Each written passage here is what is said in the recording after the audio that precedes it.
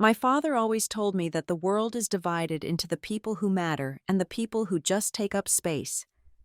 When I finally drove back into Briar Glen after a decade of silence, he took one look at my worn coat and decided I was still the latter. He saw a failure who never finished school. He had no idea that the daughter he called worthless was the only one in the room with the power to end him. The coastal air of Briar Glen always smelled the same. It was a mixture of drying kelp, pine sap, and the specific, metallic scent of cold money. I rolled the window of my rental car down just an inch as I crossed the town line, letting the sensory memory wash over me. It had been 3 years since I had last set foot here, and 10 years since I had actually lived here, but the physical reaction was instant. My stomach tightened. My shoulders rose toward my ears.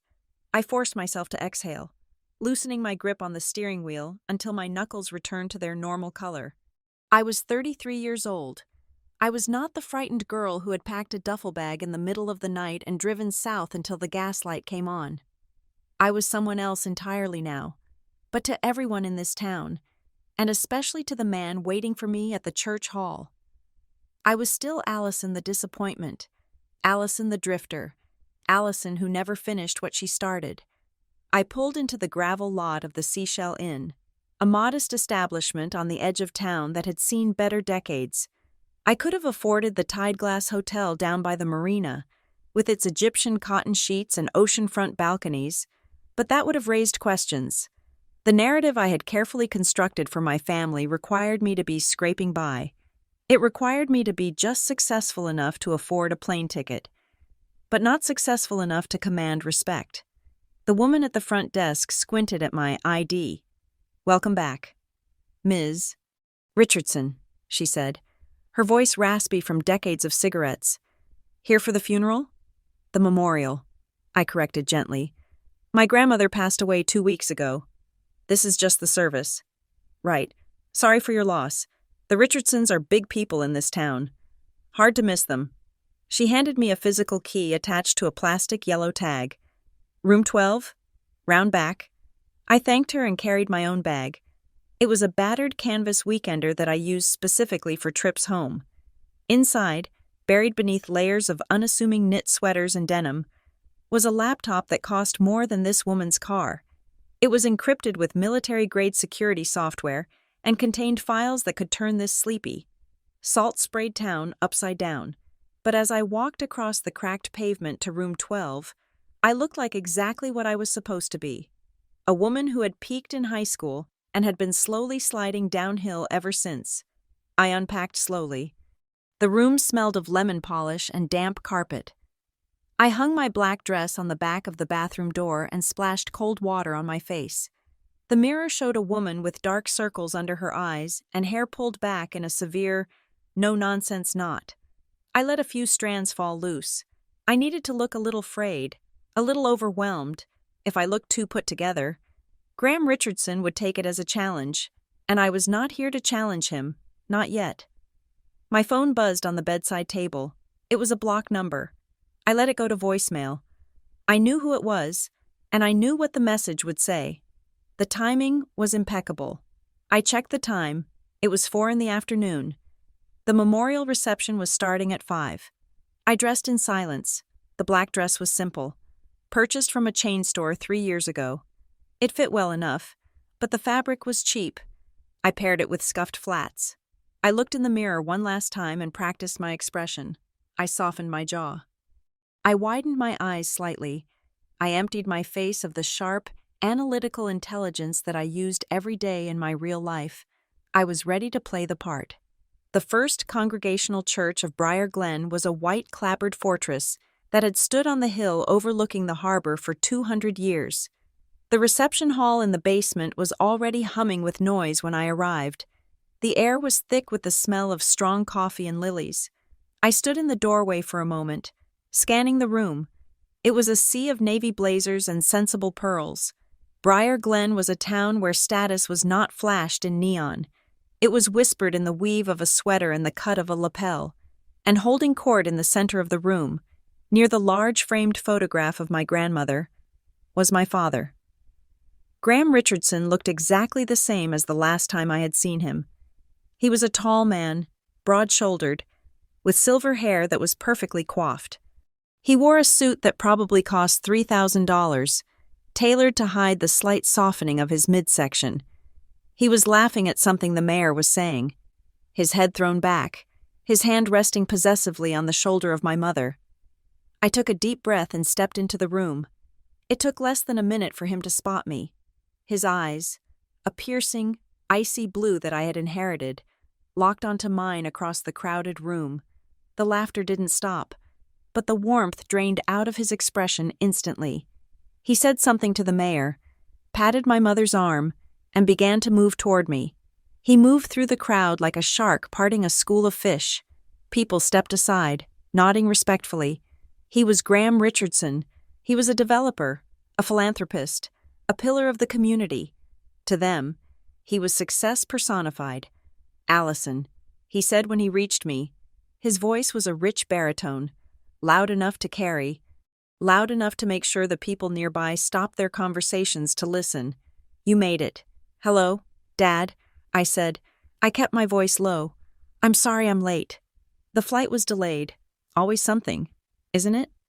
He leaned in and gave me a hug that was all performance. He patted my back twice, hard, and then pulled away, holding me at arm's length to inspect me. "You look tired. Allie, are you eating enough? You look like you haven't had a decent meal in months." "I'm fine," I said. "Just working a lot. Working."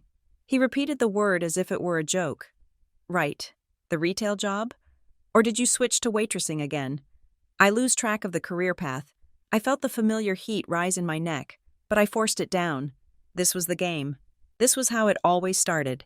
He had to establish the hierarchy immediately. He had to remind everyone within earshot that while he was a titan of industry, his daughter was a cautionary tale. "I'm still at the bookstore, Dad," I lied smoothly. "It pays the bills." "The bookstore." He shook his head, offering a sympathetic smile to a woman standing nearby. "Mrs. Gable, the town librarian. Can you believe it? 33 years old and shelving paperbacks." I told her. I said, "Allison, I can get you into a program. I can make a call to the state university. It is never too late to get an education." But she insists on doing it her way. Mrs. Gable offered me a pitying smile. "It's honest work." "Graham, it's a waste," Graham corrected, his voice hardening just a fraction. "It is a waste of potential, but we all make our choices, don't we?" He turned his gaze back to me, waiting for the fight. He wanted me to snap. He wanted me to say, "I am happy," or "Stop embarrassing me." If I fought back, he could crush me with logic and condescension.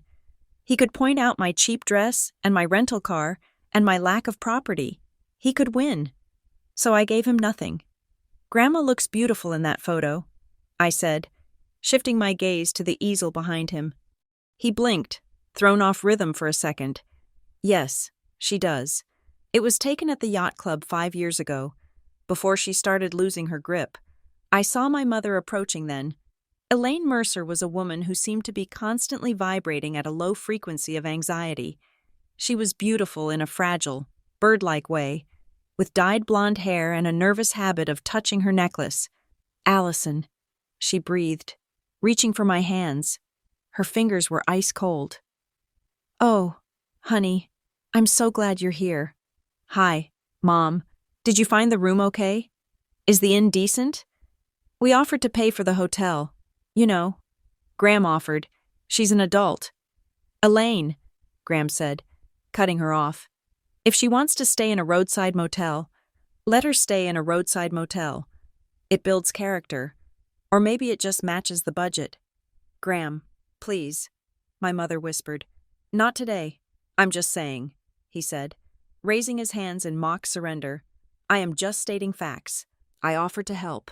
I have always offered to help. Allison is the one who prefers to struggle. She thinks there is some kind of nobility in being uneducated." I felt a sharp, cold amusement in my chest. Uneducated. I had a PhD in forensic accounting from Columbia. I was a certified fraud examiner. I spoke 3 languages.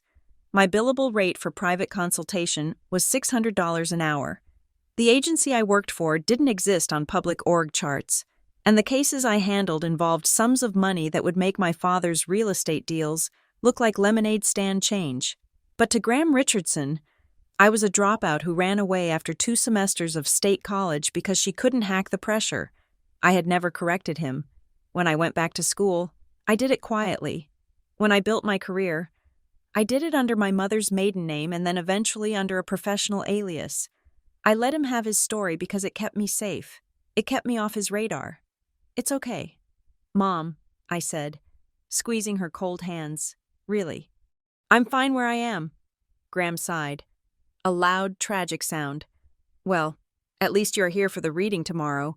I don't know why Mother insisted on dragging everyone to the lawyer's office. The trust is straightforward, but you know how she was about protocol. What time is the reading? I asked. 10 o'clock sharp, Graham said. At Marwick and Sloan. Don't be late. Allison, these attorneys charge by the minute, and I am the one paying the bill. I won't be late. Good. Now, if you will excuse me, I need to speak to the councilman. There are some zoning issues coming up that need to be smoothed over. He adjusted his silk tie, gave me one last dismissive look, and turned his back. The dismissal was absolute. He had categorized me, insulted me, and discarded me in the span of 3 minutes. My mother watched him go, her face tightening with a mixture of love and fear. He's just stressed, she said to me, her voice low. He has a lot going on right now, this new project. It is big, Allison, really big. What project? I asked, keeping my tone casual. It's called North Bay, she said. Downtown revitalization, waterfront condos, retail spaces. He has been working on it for 2 years. It is going to be his legacy. That is what he keeps saying. North Bay. The name landed in my stomach like a stone. I nodded slowly. Sounds impressive. It is, she said, but it is a lot of pressure. So just try not to provoke him this weekend. Please? I promise. Mom, I said, I'll be invisible. She smiled. A weak, grateful thing. That is my good girl. I excused myself to get some coffee, needing to step away from her desperation. It was suffocating. She was a good woman, but she had traded her spine for security 30 years ago, and she had never tried to buy it back. I made my way to the refreshment table, pouring a cup of lukewarm coffee into a styrofoam cup. I didn't think you'd actually show up. I turned to see a woman with bright red hair and a scattering of freckles across her nose. She was wearing a green dress that clashed wonderfully with her hair, and she was holding a glass of white wine. Tessa, I said, feeling a genuine smile crack my mask for the first time. Tessa Ward had been my best friend from kindergarten until the day I left town. We had drifted apart. My fault, mostly, for cutting ties so thoroughly. But looking at her now, I felt a pang of nostalgia. She stepped forward and hugged me. She smelled like expensive perfume and copier toner. Look at you, she said, pulling back. You look exactly the same, just paler. Do they not have sun where you live? I live in a bookstore, remember? I said, we don't see the sun. Right, the mysterious bookstore. She rolled her eyes, but there was no malice in it. God, it is good to see you. Allie, even if the circumstances suck, your grandma was a cool lady. She was. I agreed. How are you? Still running the town? Hardly. I am a loan officer at the community bank now. Senior loan officer. Actually, I wear a blazer and everything. That sounds serious. It is. It pays the mortgage. Plus, I get the inside scoop on everyone's finances. You would be amazed who is actually broke in this town. I took a sip of coffee, watching her over the rim of the cup. Is that so? Oh yeah. It is all smoke and mirrors. Tessa lowered her voice, leaning in closer. Speaking of smoke and mirrors, your dad is on a tear lately. I said, Mom mentioned a project. North Bay? Tessa's face changed. The playful gossip vanished, replaced by a guarded look. She glanced around the room to make sure no one was listening. Yeah, North Bay Renewal Partners, she said quietly. It is aggressive. He's buying up everything along the harbor. Or trying to. Trying to? There are some holdouts. And the financing is weird. Allie, I shouldn't be saying this, but we see the paperwork come through, lots of transfers. New LLCs popping up every week. He's pushing really hard for approvals. My internal radar pinged. This was it. This was the confirmation I needed. Is the bank backing him? I asked. Some of it, Tessa said. But he is bringing in outside money too. Private investors. It is all very hushed. Look, just be careful around him. He is more intense than usual. He snaps at everyone. I think he is overextended. I nodded, filing the information away. Thanks for the heads up. We chatted for a few more minutes about harmless things, high school acquaintances, her new dog, the weather. But the air had shifted. Tessa knew something was wrong with North Bay, even if she didn't know the extent of it, and she was scared.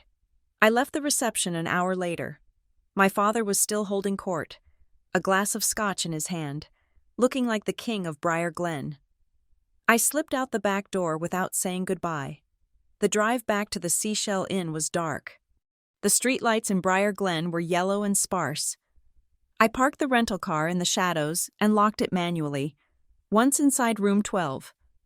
I didn't turn on the overhead light. I sat on the edge of the bed and checked my phone. One new voicemail. I held the phone to my ear. The voice was distorted, digital, but the cadence was familiar. It was my handler. Thread is active. We have movement on the secondary accounts. The link to Briar Glen is confirmed. Do not, I repeat, do not reveal your identity. If they know you are looking, they will shred everything. Stay dark. Out. I deleted the message immediately. I sat there in the dark for a long time, listening to the hum of the mini-fridge. Then, I reached into my bag and pulled out the laptop. I booted it up. The screen glowed blue, illuminating my face. I bypassed the standard login and entered a sequence of keys that opened a hidden partition on the hard drive. A folder appeared on the desktop. AR/case, North Bay. I clicked it open. Hundreds of files filled the screen. PDFs of bank statements, scanned deeds, email chains intercepted from unsecure servers, photographs of construction sites. I had been building this case for 8 months. It had started as a routine inquiry into a shell company in Delaware that was flagging for money laundering. I had pulled a thread, and it had led me to a holding company in Boston. I pulled that thread, and it led to a consulting group that didn't seem to do any consulting. And then, 3 weeks ago, I had found the connection that made my blood run cold. The consulting group was funneling money into a development project in Maine, specifically into North Bay Renewal Partners. I opened a spreadsheet labeled Connected Parties. There were 12 names on the list. Some were politicians, some were known fixers in the financial world, and there, at number 4, was Graham Richardson. I stared at his name. I had known he was involved. I had known he was the face of the project, but until I saw the flow of money, I hadn't known if he was a victim of the scheme or an architect. I clicked on a subfolder labeled Transaction History. GR. The numbers scrolled past. Transfers of $50,000, $100,000, inflows from the shell company, outflows to personal accounts that were offshore. He wasn't a victim. He was moving money. He was washing it. My father, the man who preached about hard work and integrity, the man who called me worthless for not following his path, was sitting in the middle of a multi-million-dollar fraud. I closed the laptop gently. I walked to the window and pulled back the curtain. I could see the glow of the town in the distance. I could imagine him there, at the reception, laughing, shaking hands, feeling invincible. He thought I was here to mourn my grandmother. He thought I was here to be humiliated and then sent back to my sad little life. He had no idea that I was the one holding the match, but the choice wasn't simple. If I blew the whistle now, the investigation might collapse before we caught the people above him. The agency wanted the big fish. They wanted the network. If I tipped my hand, if I let Graham know I knew, he would panic. He would destroy evidence. He might warn the others. But if I stayed silent, He would continue. He would bulldoze the waterfront. He would cheat the locals. He would drag my mother down with him when the inevitable crash came. I looked at the reflection of my own face in the dark glass. Part of me wanted to run. I could get in the car, drive to the airport, and fly back to my real life. I could hand the file to another agent and let them take the takedown. I didn't have to be the one to put the handcuffs on my own father. But then I heard his voice in my head. Uneducated. Waste of potential. Worthless. He had built his entire identity on being better than me. On being the smart one. The successful one. I let the curtain fall back into place. I wasn't running. Not this time. I was going to the trust reading tomorrow. I was going to sit in that chair and let him mock me. I was going to let him underestimate me. And while he was busy preening, I was going to find the final piece of evidence I needed to bury North Bay Renewal Partners forever. I went to the bathroom and brushed my teeth. I washed the travel grime off my skin. I laid out my clothes for the morning. A gray skirt and a blouse that was slightly too big, designed to make me look shrinking and unsure. I turned off the bedside lamp and lay in the dark, listening to the wind rattle the window frame. Welcome home, Allison. I whispered to the empty room. I closed my eyes. But I didn't sleep. I was too busy calculating the variables. The trust reading was a variable I hadn't accounted for. Why was it so urgent? Why did Graham care about a standard family trust when he was moving millions in illicit funds? There was something in that office he wanted, or something he needed to hide.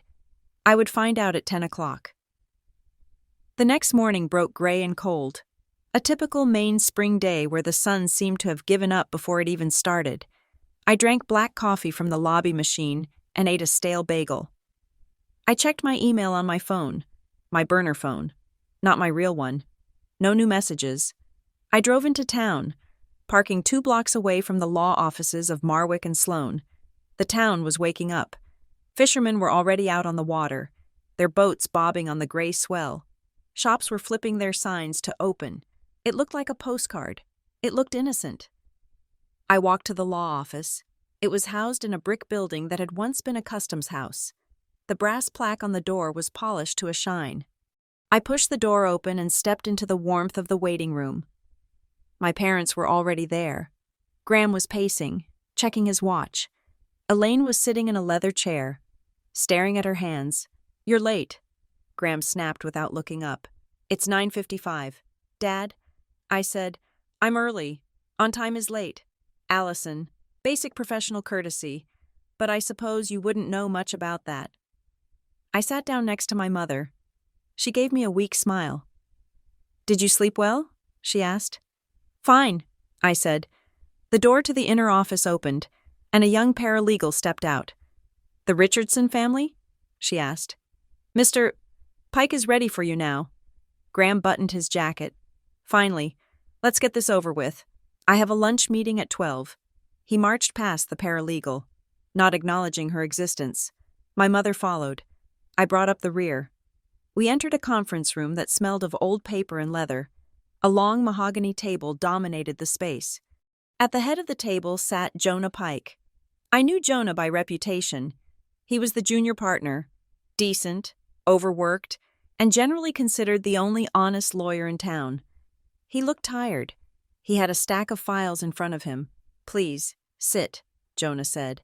Graham sat at the opposite end of the table. Elaine took the chair to his right. I took the chair to his left. "I will make this brief," Jonah said, opening the first file. "As you know, Margaret Richardson's estate was largely settled prior to her death. The house, the primary investments, the personal effects, those have all been distributed according to the will filed in 2020. Graham nodded impatiently. Yes, we know all this. Why are we here?" "Jonah?"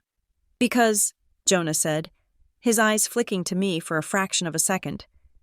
"There was a codicil added 6 months ago, regarding a specific asset that was previously held in a separate trust." Graham frowned. "What asset?" "The waterfront property on Miller's Point," Jonah said. "The old cannery building and the adjacent 3 acres. The room went silent. I saw Graham's hands tighten on the armrests of his chair. "That property is worthless," Graham said. his voice tight. It's a ruin. It's been sitting there rotting for 40 years. It has been appraised, Jonah said calmly. But the value isn't the issue today. The issue is the ownership structure. What about it? Graham demanded. It goes to the estate. I am the executor.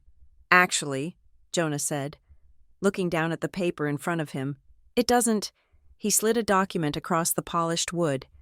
In the codicil, Margaret placed the Millers Point property into a specific, irrevocable trust, and she designated a sole trustee with voting rights on the disposition of the land. Graham stared at the paper. Who? Who is the trustee? Jonah looked up. He looked directly at me. The trustee is Allison, he said. The silence that followed was absolute. It was a vacuum. Graham slowly turned his head to look at me. His expression wasn't anger, it was shock. Pure, unadulterated shock. Allison? He whispered. Yes, Jonah said. Allison Richardson has full legal control over the Millers Point property. It cannot be sold, transferred, or developed without her written consent. Graham let out a short, sharp laugh. That is ridiculous. Mother must have been confused. Allison? She can't even manage a checking account. She lives in a rental unit. She is unequipped. The trust is valid. Graham, Jonah said firmly, the paperwork is ironclad. Graham stood up. He slammed his hand onto the table. The sound was like a gunshot. This is a mistake, he shouted. Do you have any idea what this means? That land is... He stopped himself. He caught himself right on the edge of saying too much. That land is a liability, he finished, his voice trembling with suppressed rage. It is a tax burden. It is a safety hazard. Mother wouldn't saddle Allison with that. She knew Allison couldn't handle responsibility. He turned to me. His eyes were wild. Allison, listen to me. This is a mess. You don't want this. You can't afford the taxes. You can't afford the insurance. I looked at him. I saw the panic behind the bluster. Millers Point. I knew exactly where it was. It was a prime stretch of coastline. And if I recalled the maps in my laptop correctly, it was the exact location where North Bay Renewal Partners planned to build their flagship luxury marina. Without that land, their project had a gaping hole in the middle of it. Without that land, the development didn't work. And I held the deed. I didn't smile. I didn't gloat. I kept my face blank. The face of the confused, overwhelmed daughter. I don't know. Dad, I said softly. Grandma must have had a reason. Reason? She was senile. Graham shouted. He was losing control. The mask of the polished businessman was slipping. He looked at Jonah. Fix this. Draft a transfer. Allison will sign it over to me. I will absorb the costs. I will take the burden off her. I can draft a transfer, Jonah said. But Allison has to agree to sign it. Of course she will agree, Graham roared. He looked at me again. Allison, sign the papers. Do it now. Do not be stupid. I looked down at my hands. I twisted a ring on my finger. I said, hesitating, I think I need to read it first. Read it? Graham scoffed. You wouldn't understand the legal jargon. Allison, it is complex. Just trust me. I am trying to help you.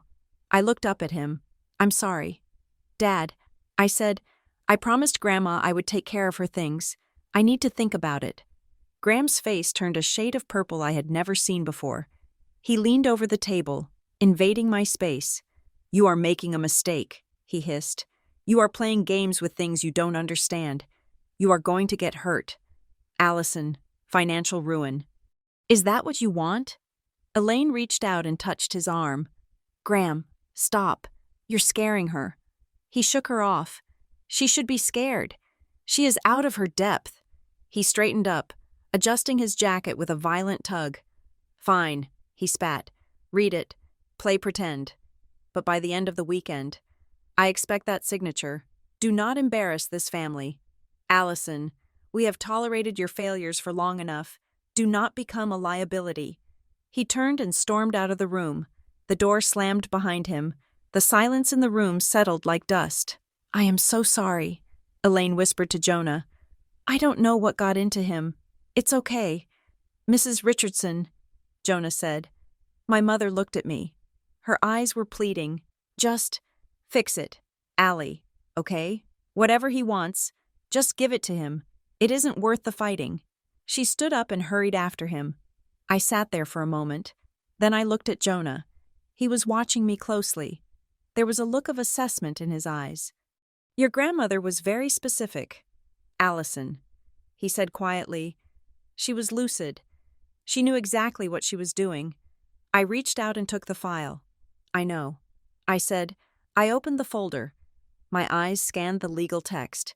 It was standard trust language, but the property description was detailed. I looked up at Jonah. Is there anything else I need to know? I asked.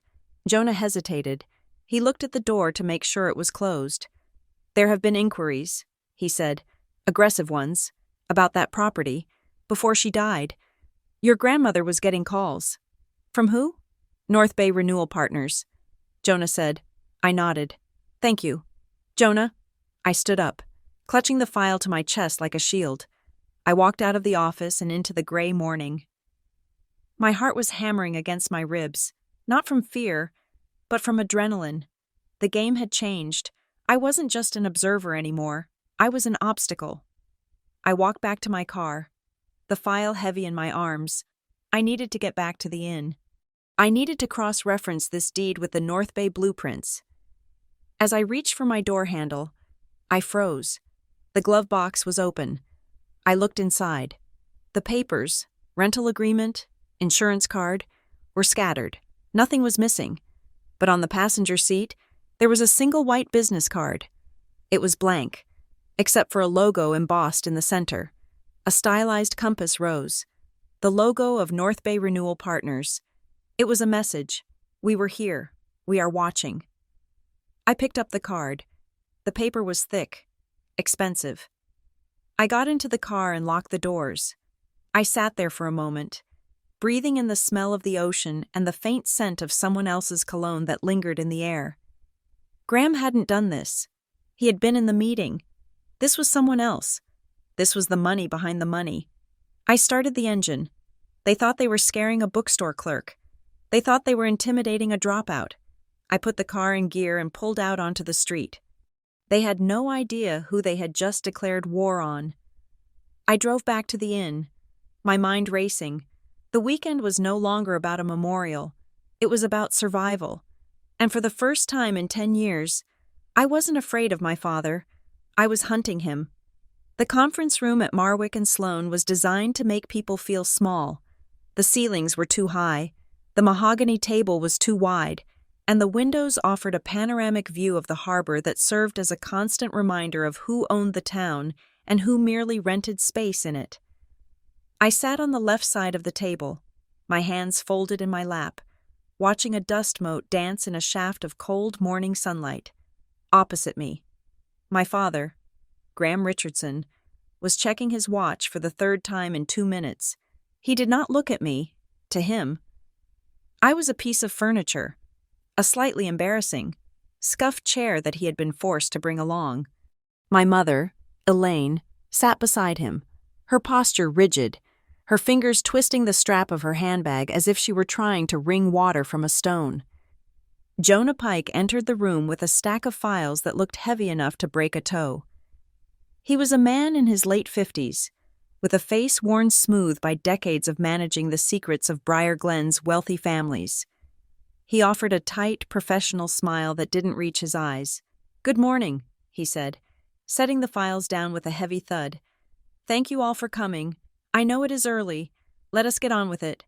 "Jonah," Graham said, his voice booming in the quiet room, "I have a site walk at 11 with the zoning board. Just give us the overview. The house goes to me, the portfolio goes to me, and the small bequests go to the grandkids. Standard stuff." Jonah sat down and adjusted his glasses. He took a long moment to open the first folder. His movements deliberate, for the most part. "That is correct, Graham," Jonah said. "The primary estate flows into the Richardson Family Trust, of which you are the sole trustee. However, there is a specific asset that Margaret pulled out of the general fund 6 months ago. She created a separate instrument for it. Graham frowned. A separate instrument? For what? Mother didn't have any assets outside the main portfolio. Jonah slid a single, thick document across the polished wood. It stopped perfectly in the center of the table, equidistant between my father and me. The property at Miller's Point, Jonah said, specifically. The 3 acres of waterfront scrub and the derelict cannery building on the North Ridge. I felt a jolt of electricity run down my spine. I kept my face impassive, but my mind was racing. Miller's Point. In the files I had encrypted on my laptop back at the inn. Miller's Point was designated as Zone A for the North Bay Renewal Partners Project. It was the linchpin.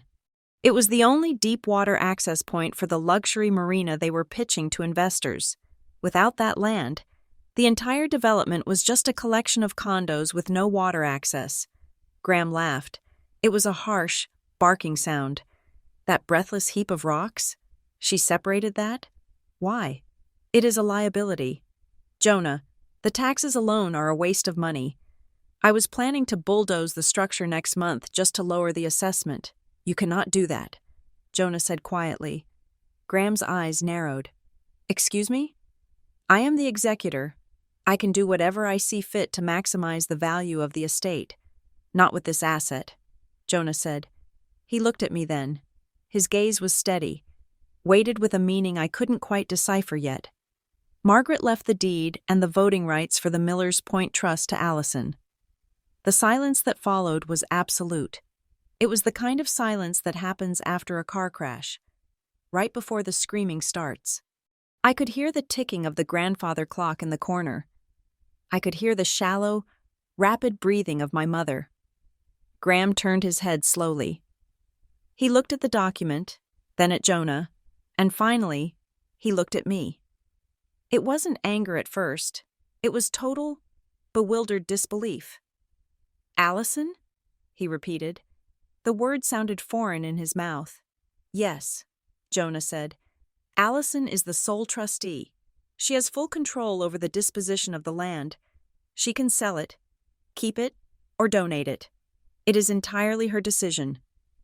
Graham stared at me. For a moment, I saw the calculations spinning behind his eyes. He was trying to fit this new piece of data into the world he had built, a world where I was incompetent and he was omnipotent. It didn't fit. This is a mistake, Graham said, his voice dangerously low. Mother was confused at the end.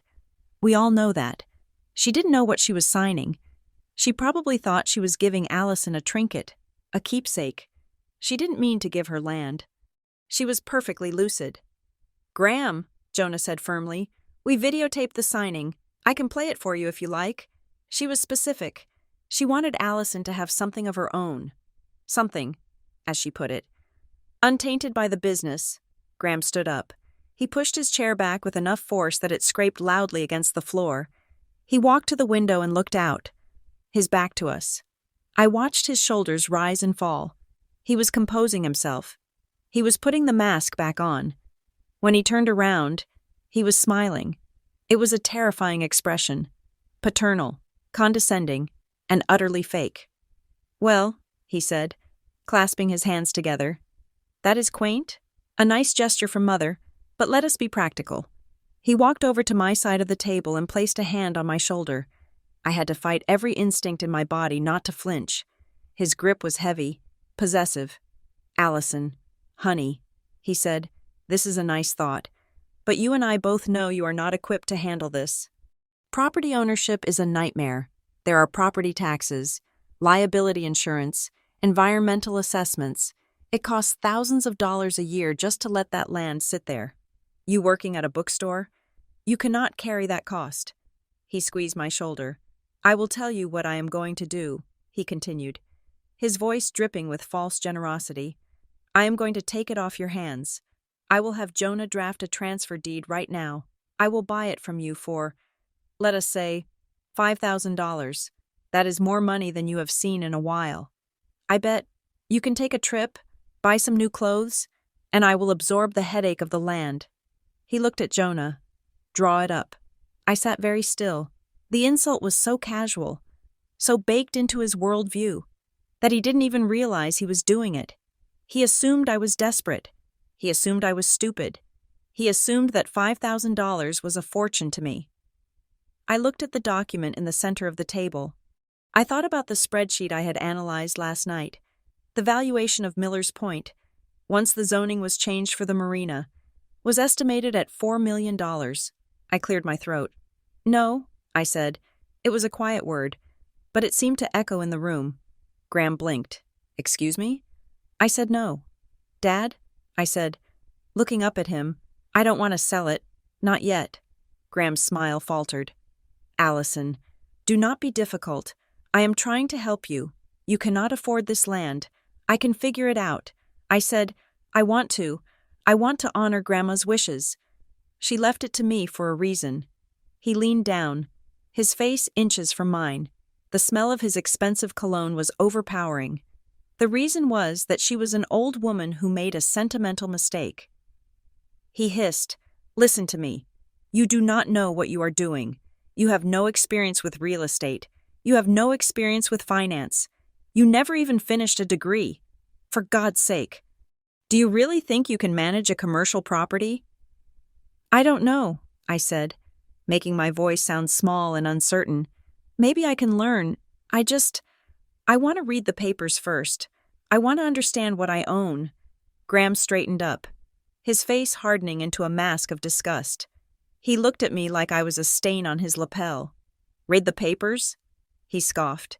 He looked at Jonah and laughed. She wants to read the papers. Allison, be serious.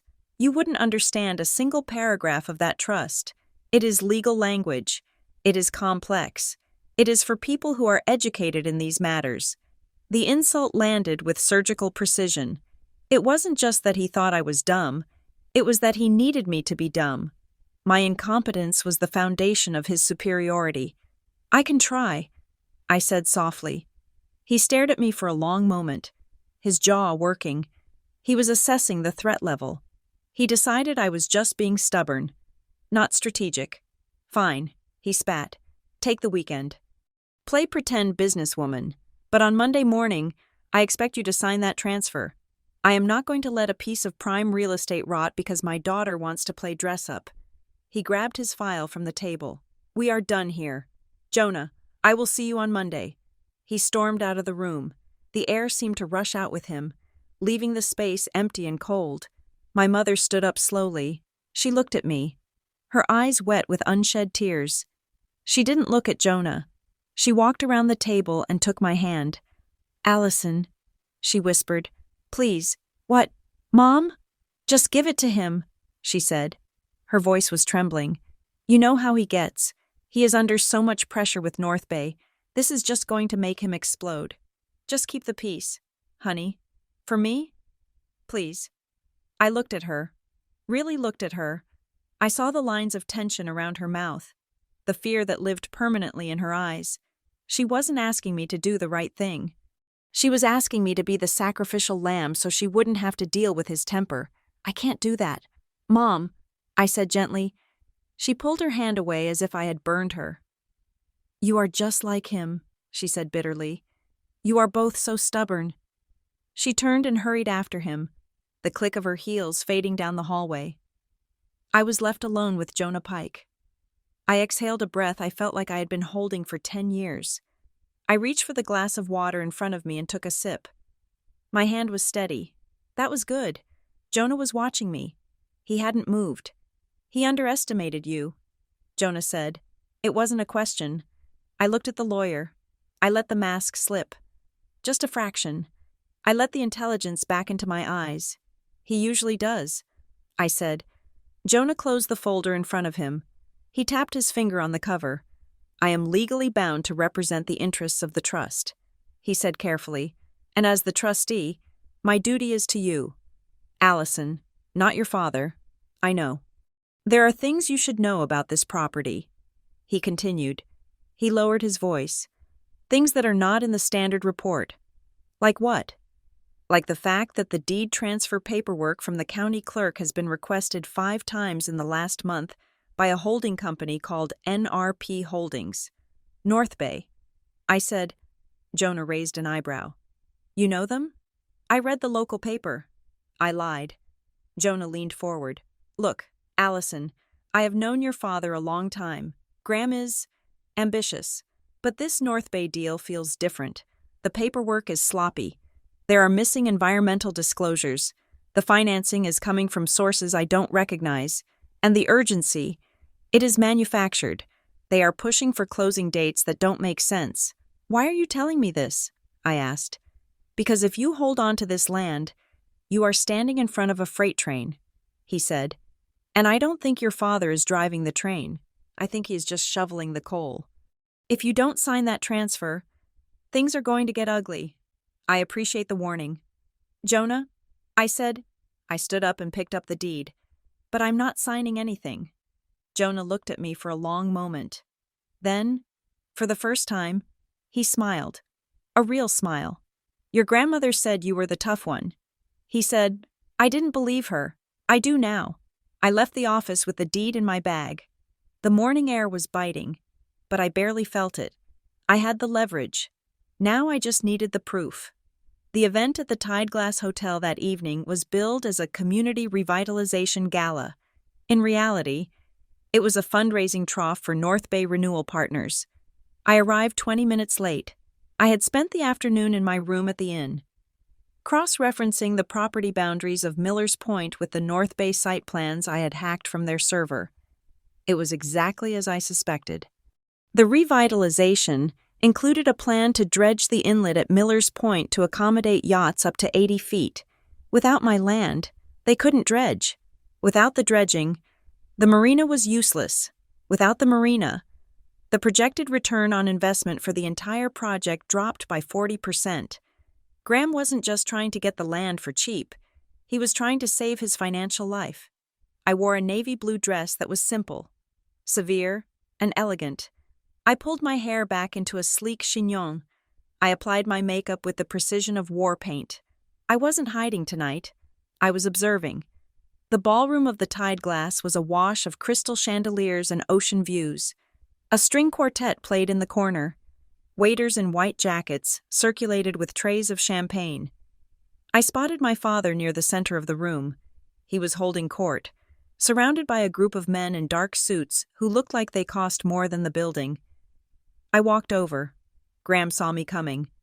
His eyes flickered with annoyance, but he smoothed it over instantly. He was on stage. He couldn't be the bully here. He had to be the benevolent patriarch. Ah, and here she is, Graham announced, gesturing toward me with his glass. My daughter, Allison. The men turned to look. I smiled. A cool, polite expression that gave nothing away. Gentlemen, Graham said, clapping a hand on my shoulder. This is Allison. She is finding herself, taking a little hiatus from the real world. One of the men, a thick-set guy with a flushed face and a tie that was too wide, grinned. Finding herself? That sounds expensive. Graham laughed. You have no idea. She is working at a bookstore right now. Can you believe it? A Richardson stacking shelves. But we support her journey. We all have to start somewhere, right? Even if some of us start a little later than others. The group chuckled. It was a sound of shared superiority. They were the captains of industry, and I was the lost little girl. Nice to meet you. Allison, the thick-set man said. I am distinctly hearing the sarcasm in his voice. I am Frank Miller, Crestline Valuations. I shook his hand. His grip was damp. Crestline Valuations. I repeated. The name triggered a ping in my memory. They were the firm that had appraised the properties for the bank loans. The appraisals that were inflated by 300%. That is right, Frank said. We are helping your dad make the numbers work on this project. It is going to be a gold mine. I bet. I said, valuations can be tricky in this market. Frank blinked. Tricky? Nah. It is all about potential. You look at what the land could be, not what it is. That is the secret. I filed that away. Future value accounting. It was a classic fraud technique. You borrow money based on what you hope to build, not what actually exists. Graham steered me away before I could say anything else. Go mingle. Allison. He whispered in my ear, his voice harsh. Get a drink. Don't say anything stupid, and for God's sake, smile. You look like you are at a funeral." I walked away from him, my pulse steady. I grabbed a glass of sparkling water and began to circle the room. I wasn't mingling, I was hunting. I moved from group to group, listening to the fragments of conversation. I heard the same phrases repeated over and over: revitalization, community asset, legacy project. It was a script. They had all been coached. I saw a man standing alone by the terrace doors. He looked nervous. He kept checking his phone. I recognized him from my research. He was the town councilman who headed the zoning committee. I walked over to him. "Beautiful view," I said. He jumped. "Oh, yes, Ms. Richardson. Please, call me Allison. It is a big night for the town." "It is," he said, wiping sweat from his upper lip. "A lot of moving parts." I looked at him. I let my eyes bore into his. "Must be hard," I said softly, keeping track of all the variances, the environmental waivers. "I heard the EPA is taking a second look at the watershed impact." It was a bluff. The EPA wasn't looking, yet. The councilman went pale. "The EPA? Nobody told me that. Graham didn't say anything about the EPA." I shrugged. "Maybe it is just a rumor, but you know how federal agencies are. Once they start digging." I let the sentence hang there. "I have to go," the councilman said. He put his drink down on a table and practically ran toward the exit. I watched him go. Panic. That was good. Panic made people make mistakes. I spent the next hour collecting names. I saw who was talking to whom. I saw the mayor huddled with a man from a New York hedge fund. I saw Tessa Ward from the bank looking uncomfortable in a corner, avoiding my father. I had enough.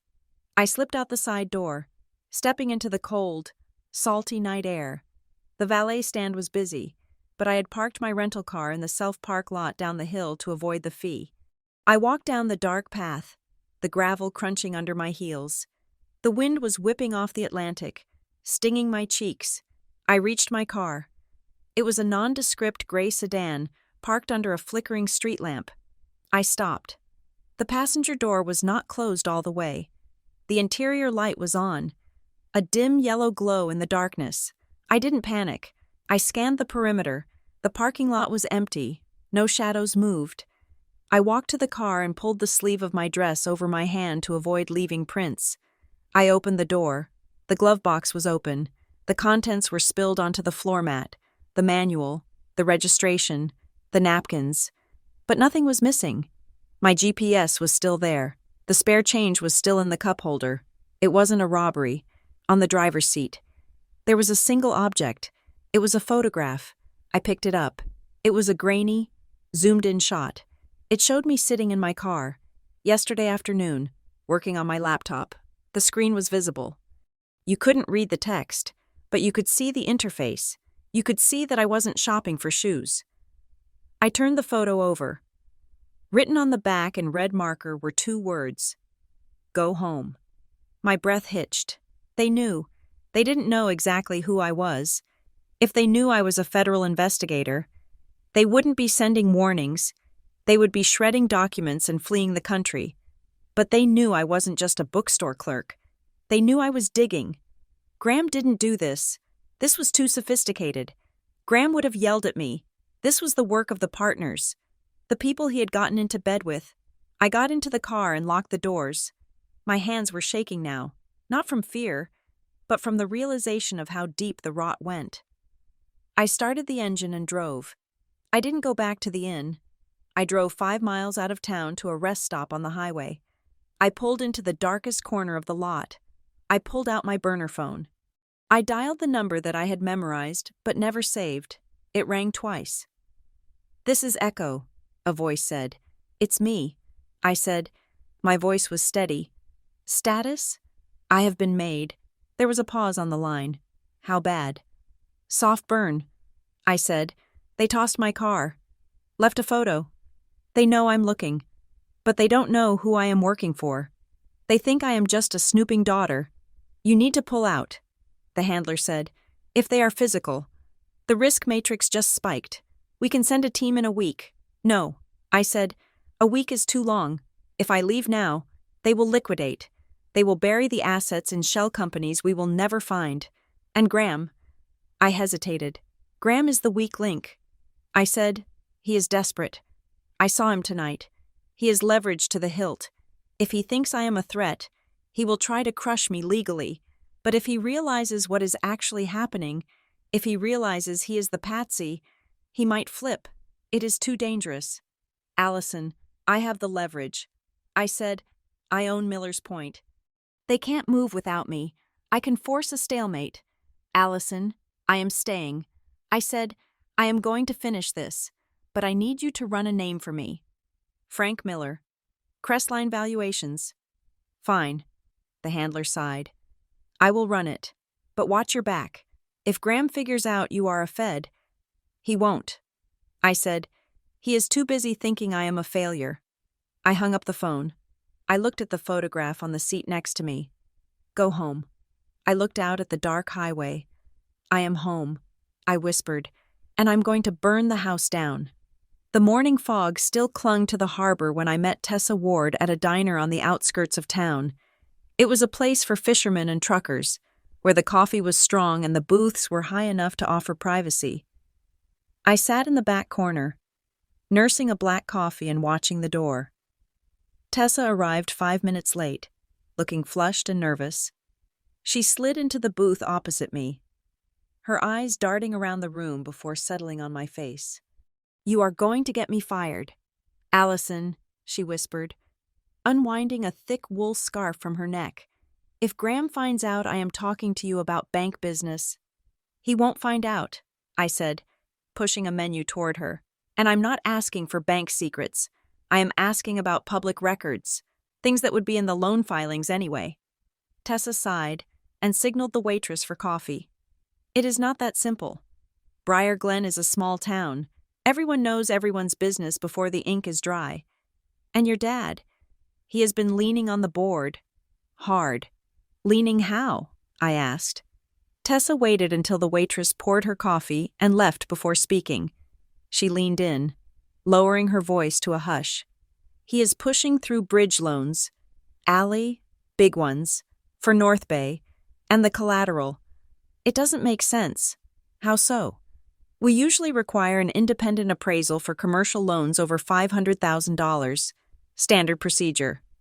But for North Bay, the board waived the requirement for local appraisers. They accepted valuations from an outside firm, Crestline Valuations. I kept my face neutral, but my mind flashed back to the man at the gala, Frank Miller, the sweaty palm, the comment about future value. Let me guess, I said. The valuations are high. Astronomical, Tessa said. They are valuing vacant lots, like they are already developed luxury condos. They are projecting income that doesn't exist yet. It is technically legal if you frame it as projected value, but it is risky if the development stalls. The bank is holding paper on dirt that is worth a fraction of the loan. And the board approved it? Tessa nodded grimly. Your dad charmed them, or threatened them. I don't know which. He kept saying this is the only way to save the town, that we need the tax revenue, that we need the jobs. He made it sound like anyone who questioned the numbers was betting against Briar Glen. I stirred my coffee slowly. It is a classic leverage play. Use the inflated asset to borrow real cash. Use the cash to pay the interest on the previous loans. Keep the cycle going until you actually build something or the whole thing collapses. Tessa stared at me. You sound like an analyst. I thought you worked at a bookstore. I read a lot, I said quickly, covering my slip. Business biographies. You know. Tessa didn't look convinced, but she let it slide. There is something else. Your grandmother came in a few weeks before she died. I froze. Grandma? To the bank? Yeah. She wanted to see the trust documents, specifically the ones related to Miller's Point. She was agitated. She kept asking who had the authority to sign for the land. When I told her it was still under her name until she passed, she seemed relieved. But then she asked about the loans. She asked if Graham had put the land up as collateral. What did you tell her? I told her he couldn't. Not legally, not without her signature. But she didn't seem satisfied. She asked for a printout of the inquiry list. Who had been checking the title? Did you give it to her? Tessa nodded. She took it, and then she said something strange. She said, "He is counting chickens that are already foxes." I sat back, the leather of the booth creaking. My grandmother, Margaret Richardson, had been a sharp woman in her prime. Everyone assumed that in her final years, the dementia had taken the edge off. Graham certainly thought so. He treated her like a child, but it sounded like the fog in her mind had cleared just enough for her to see the wolves at the door. Did she say anything else? No, she just put the paper in her purse and walked out. But Allie, she looked scared, not confused, scared. I reached across the table and squeezed Tessa's hand. "Thank you. This helps. Be careful," Tessa whispered. "Whatever game Graham is playing, the stakes are too high for people like us." I left the diner with a new destination in mind. My grandmother's house was a modest Victorian on Elm Street, a stark contrast to the sprawling modern glass box my father had built on the ridge. The house was technically part of the estate now, controlled by Graham, but he hadn't cleared it out yet. He was too busy courting investors. I let myself in with the spare key hidden under the loose brick on the porch, a secret from my childhood that apparently hadn't changed. The house smelled of lavender and dust. It was silent, preserved in the amber of grief. I walked through the living room, trailing my hand along the back of the floral sofa. I could almost see her sitting there, knitting, watching the birds at the feeder. I went to her study. It was a small room off the kitchen, piled high with gardening magazines and old photo albums. Graham would have dismissed this room as clutter, but I knew my grandmother's system. She hid things in plain sight. I started with the desk. The drawers were full of greeting cards and rubber bands. Nothing. I checked the bookshelves. I pulled down the heavy encyclopedias, shaking them to see if anything fell out. Nothing. Then I saw it, on the wall above her sewing table. There was a framed photograph of me and her from my college graduation. It was one of the few pictures where I looked genuinely happy, and she looked proud. But the frame hung slightly crooked. I lifted it off the hook. Taped to the back of the frame was a thick manila envelope. My heart hammered against my ribs. I sat down on the floor and peeled the tape away. Inside were photocopies. The first was a letter from Crestline Valuations, addressed to Graham. It was dated 6 months ago. "Dear Graham, per our discussion, we have adjusted the projections for the Miller's Point parcel to reflect the anticipated zoning changes. Please note that these figures are contingent on full site control. Without the deed to the point, the valuation model collapses to standard residential rates." There it was, in black and white. Graham knew the numbers were fake. He knew they were contingent on a lie. The next page was a handwritten list in my grandmother's spidery script. Tuesday, 10 a.m. Meeting with Mr. Pike, trust update. Wednesday, bank. Tessa says Graham is pushing. Thursday, Graham called, angry, wants me to sign the power of attorney. I said no. And then, at the bottom of the page, underlined 3 times, "Don't let him take the point. It's the only thing that stops him." And finally, a note addressed to me. Just a scrap of paper. "Really, Allison, if you are reading this, I am gone, and Graham is pushing. Don't sign. He is in trouble, and he is trying to use the land to fix it. But the land is yours. It is your freedom. Don't let him sell your freedom. Love. G." I sat there on the dusty floor, clutching the papers. Tears pricked my eyes, hot and sudden. She knew. She had seen me, even when I was hiding from the rest of the world. She had left me the land not just as an asset, but as a weapon. She knew I was the only one who could stand up to him. I heard a car door slam outside. I scrambled up, shoving the papers into my bag. I moved to the window and peered through the lace curtains. My father's Range Rover was in the driveway.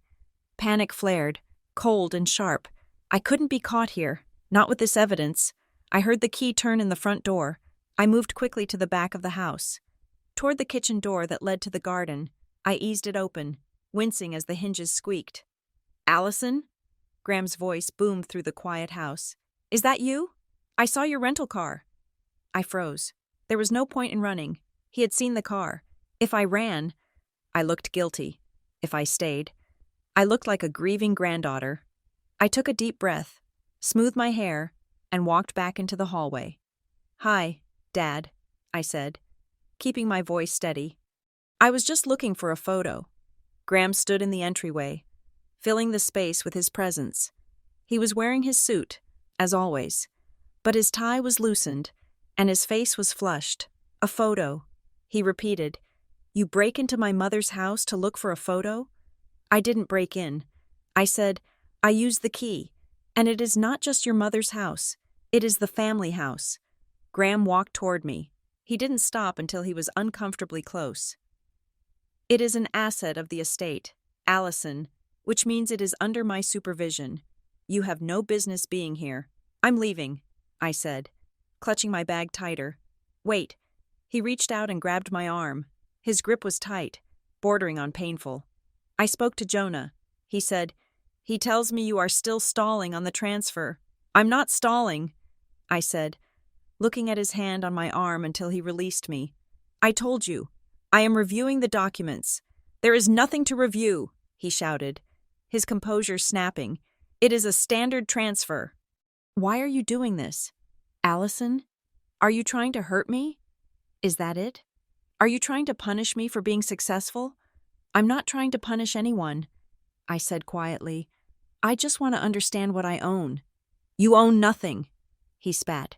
"You own a piece of paper that gives you delusions of grandeur. You are worthless in business. Allison, you have no instincts. You are going to ruin everything because you are too stubborn to admit you need help." Worthless. The word hung in the air. For years, that word had been a whip.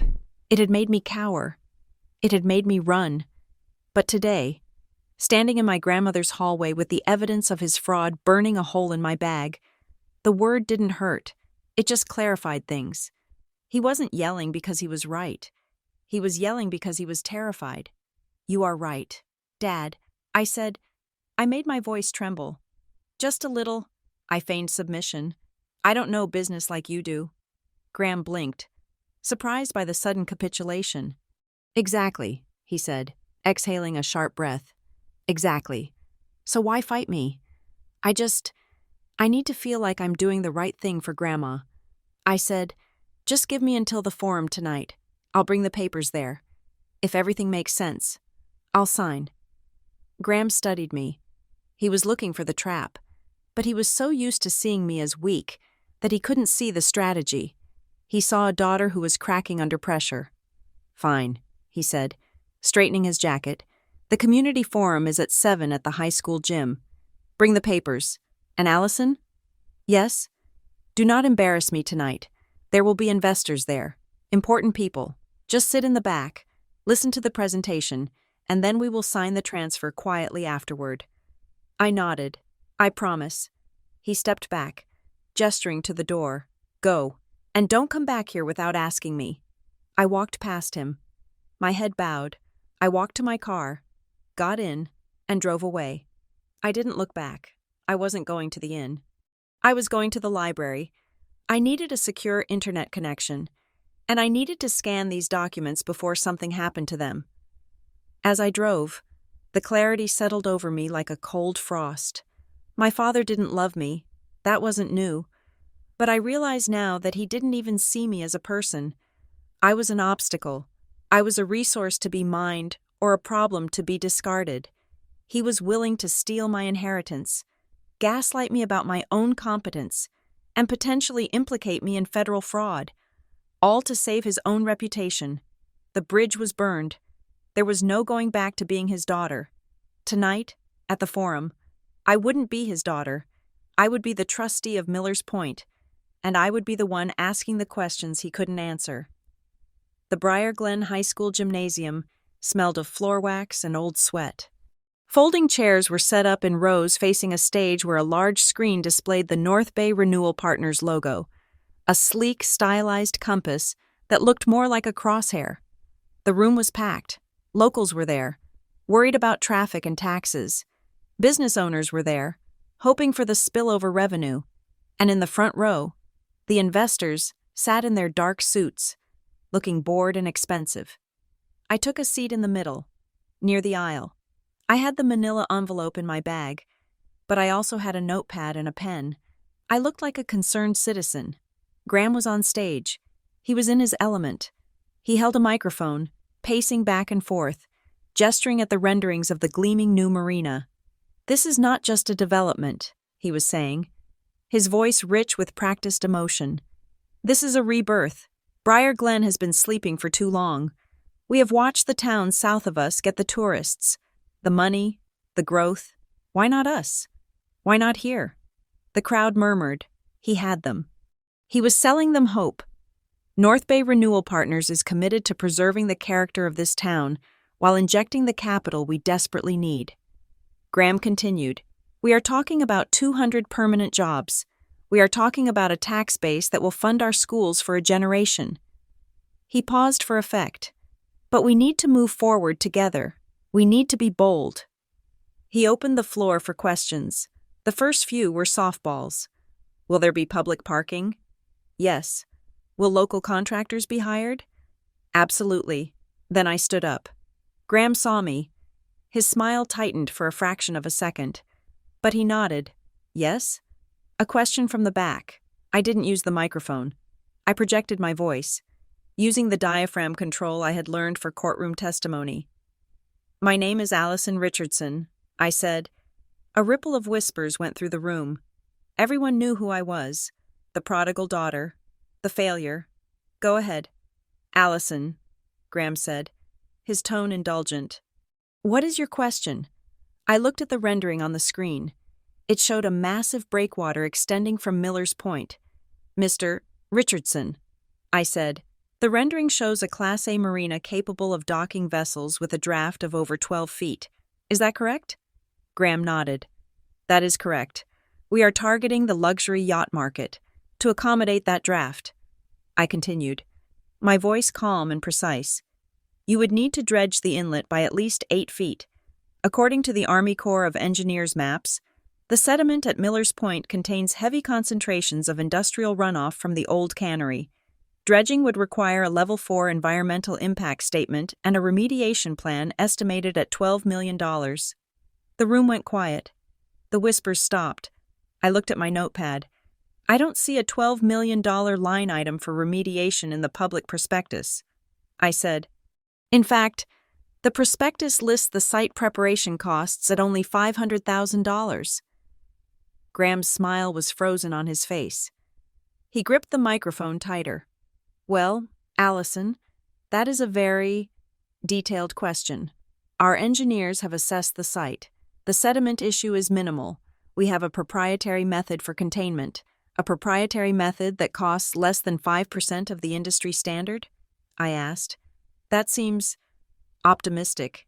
It is innovative." Graham snapped. "Next question." I didn't sit down. "One more thing," I said. "The financing for this project is secured by the projected value of the land, but the valuation assumes the zoning has already been changed to commercial marine. Currently, Miller's Point is zoned residential conservation. If the zoning board doesn't approve the change, which requires a public vote, the valuation drops by 80%. I looked at the investors in the front row. They were shifting in their seats. They were looking at Graham. "Does the loan agreement with the bank include a covenant for that zoning risk?" I asked. "Or is the bank carrying the full exposure based on a hypothetical value?" Graham's face was turning red. He stepped to the edge of the stage. "Allison," he said, his voice dropping the indulgent tone, "you are confused. You are reading numbers you don't understand. This is a community forum, not a finance seminar. Sit down.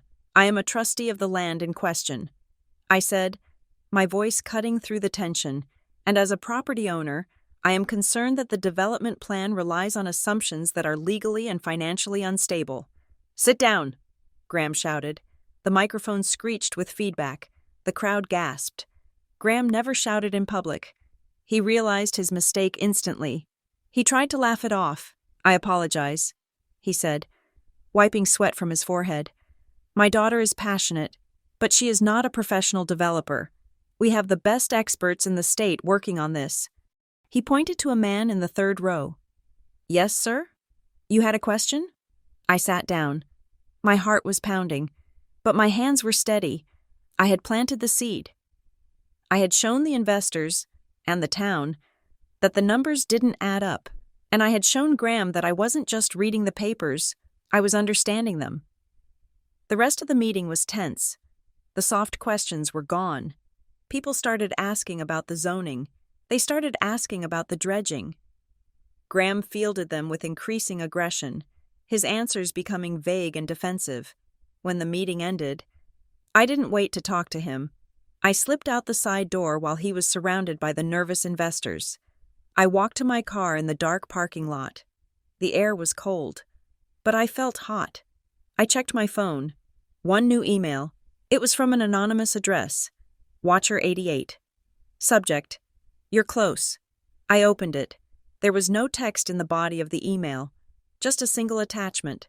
North Bay, internal draws. XLSX. I downloaded it. I opened it on my phone. It was a spreadsheet, a ledger of internal fund transfers within the North Bay Partnership. I scrolled down. Entity A, Entity B, $50,000. Entity B, Entity C, $50,000. Entity C, Entity A, $48,000. It was a circle. They were moving the same money around between shell companies to create the illusion of activity, to create deposits that looked like investor capital. It was a Ponzi scheme, a classic, textbook Ponzi structure. They were paying the early vendors with the bridge loans and using the activity to get more loans. There was no real equity. If the music stopped, if the bank froze the loans, or if I refused to sign the land transfer, the whole thing would implode. And my father was standing in the middle of the blast radius. I stared at the screen. Who sent this? Someone inside North Bay, someone who knew the ship was sinking and wanted to get off, or someone who wanted to make sure Graham took the fall. I looked up at the gym. The lights were still on. Graham was still in there, fighting for his life, lying to his neighbors, digging the hole deeper. I had the gun. I had the bullets. Now I just had to decide when to pull the trigger. I started the car. The deadline was Monday. That was when he expected me to sign. I wouldn't sign.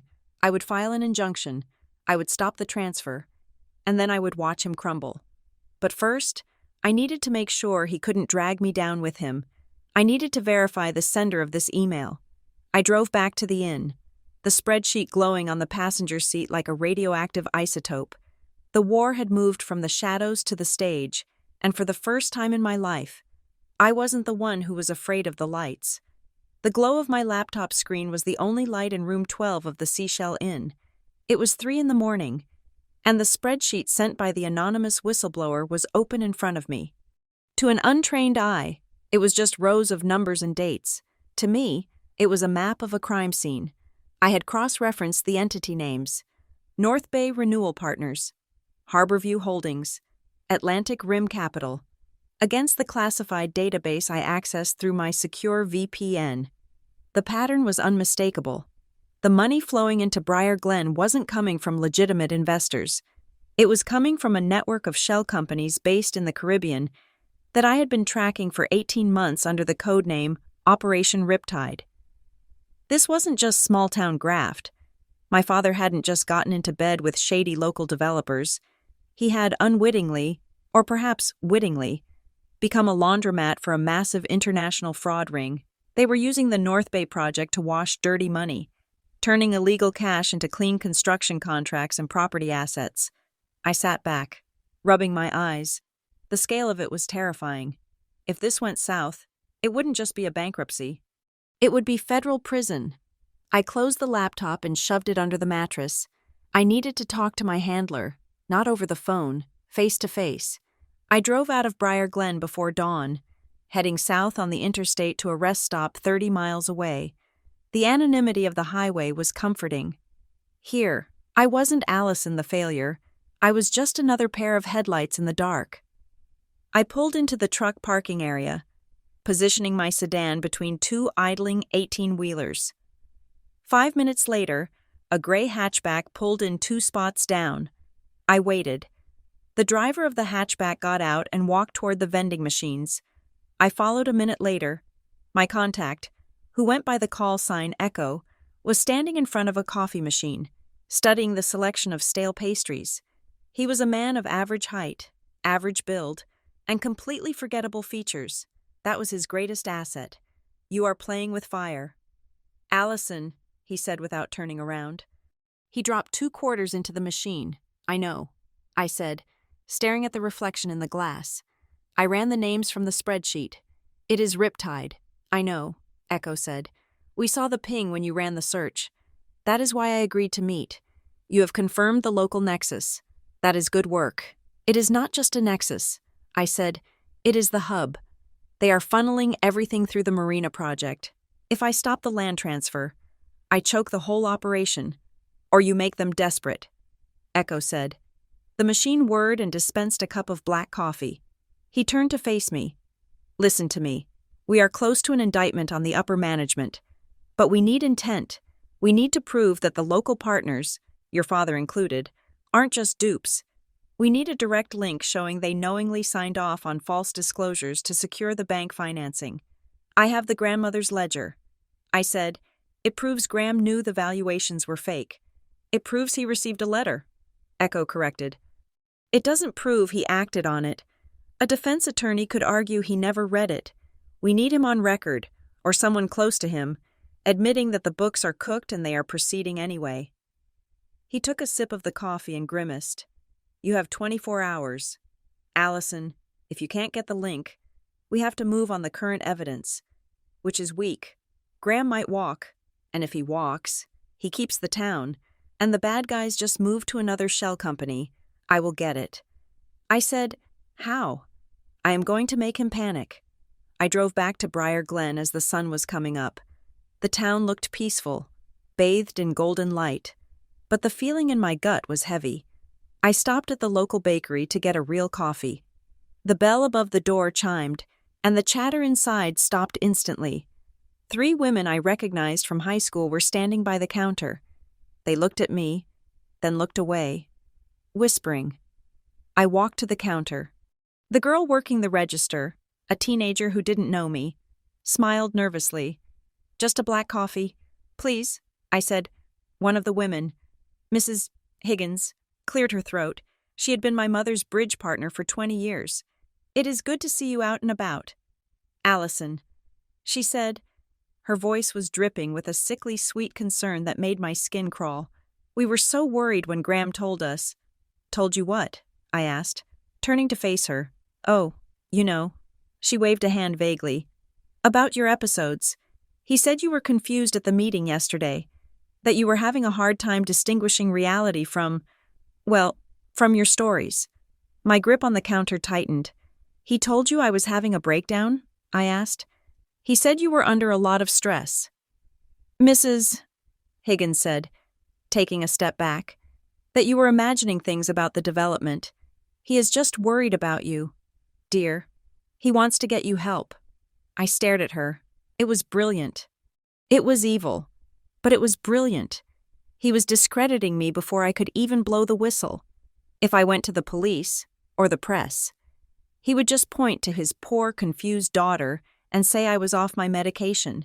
He was using his reputation as a loving father to bury me. I took my coffee and walked out. The rage was a cold, hard knot in my chest.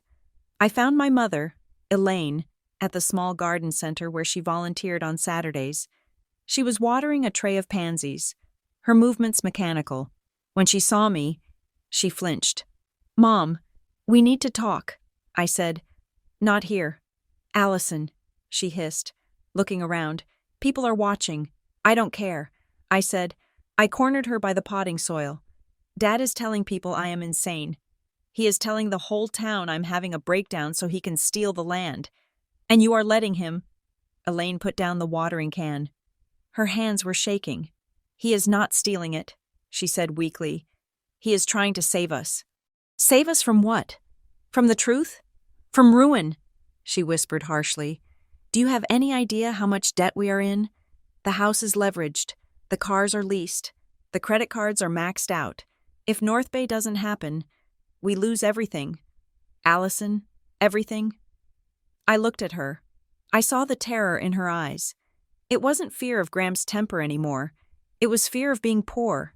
She had stayed with him, enabled him, and let him bully me for decades, not out of love, but out of a desperate need for the status he provided.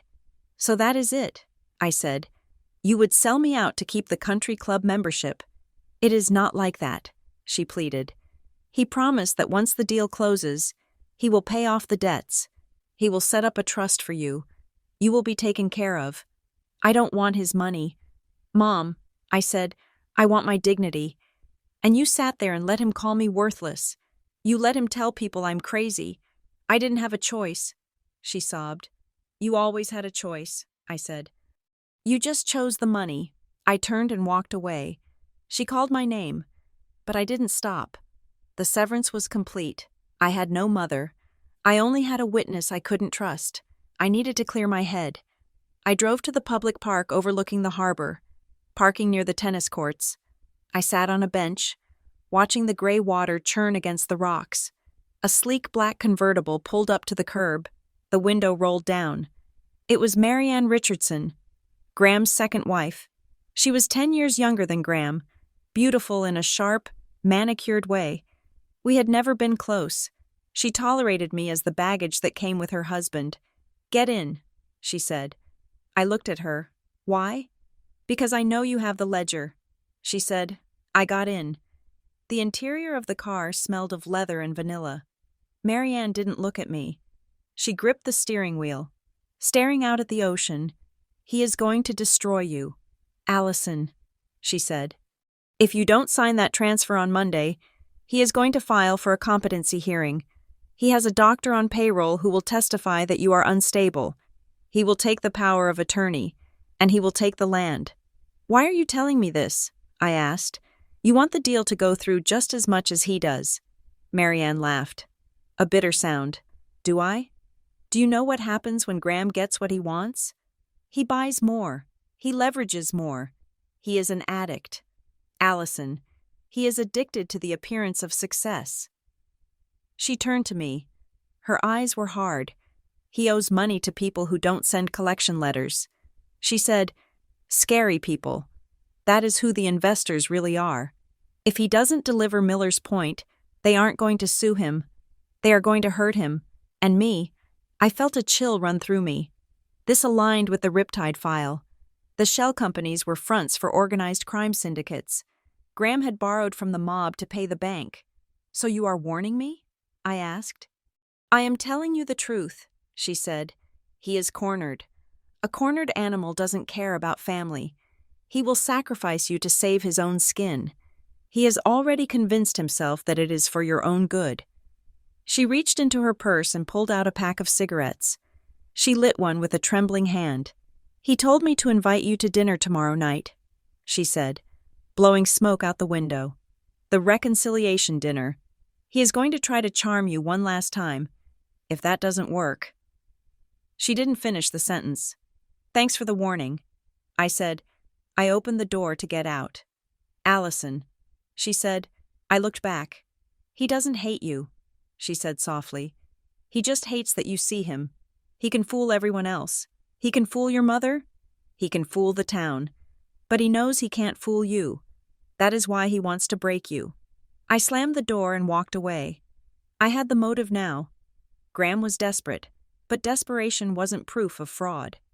I needed him, or one of his partners, to admit that the numbers were fake. I needed Frank Miller. I found the location of the Crestline Valuations temporary office on the town website. They were renting a storefront on Main Street. I walked in at 4 in the afternoon. The office was sparse, just a few desks and a map of the harbor on the wall. Frank Miller was sitting at the back, talking loudly on the phone. When he saw me, he hung up. "Allison," he said, his smile tight. "The girl of the hour. Your dad says you are having a rough week." I walked up to his desk. I made sure my posture was slumped, my eyes darting nervously. I played the part he expected. "I am just confused." "Mr. Miller," I said. My voice was quiet. "Everyone is yelling at me. Dad is yelling. The lawyers are yelling. I just want to understand." Frank relaxed. He saw a victim, not a threat. "Sit down, sweetheart," he said, leaning back in his chair. "What can I explain to you?" "It is about the valuation," I said, twisting my hands in my lap. "The bank says the land is worth $4 million, but the tax assessor says it is worth $300,000. I don't understand the difference. If I sign the transfer, am I giving away $4 million? Frank chuckled. No. See, that $4 million is a projected value. It is what the land will be worth once we build the marina.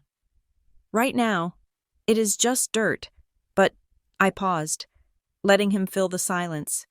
"But for the loan, you said it was worth $4 million now." Frank waved his hand. "That is just paperwork.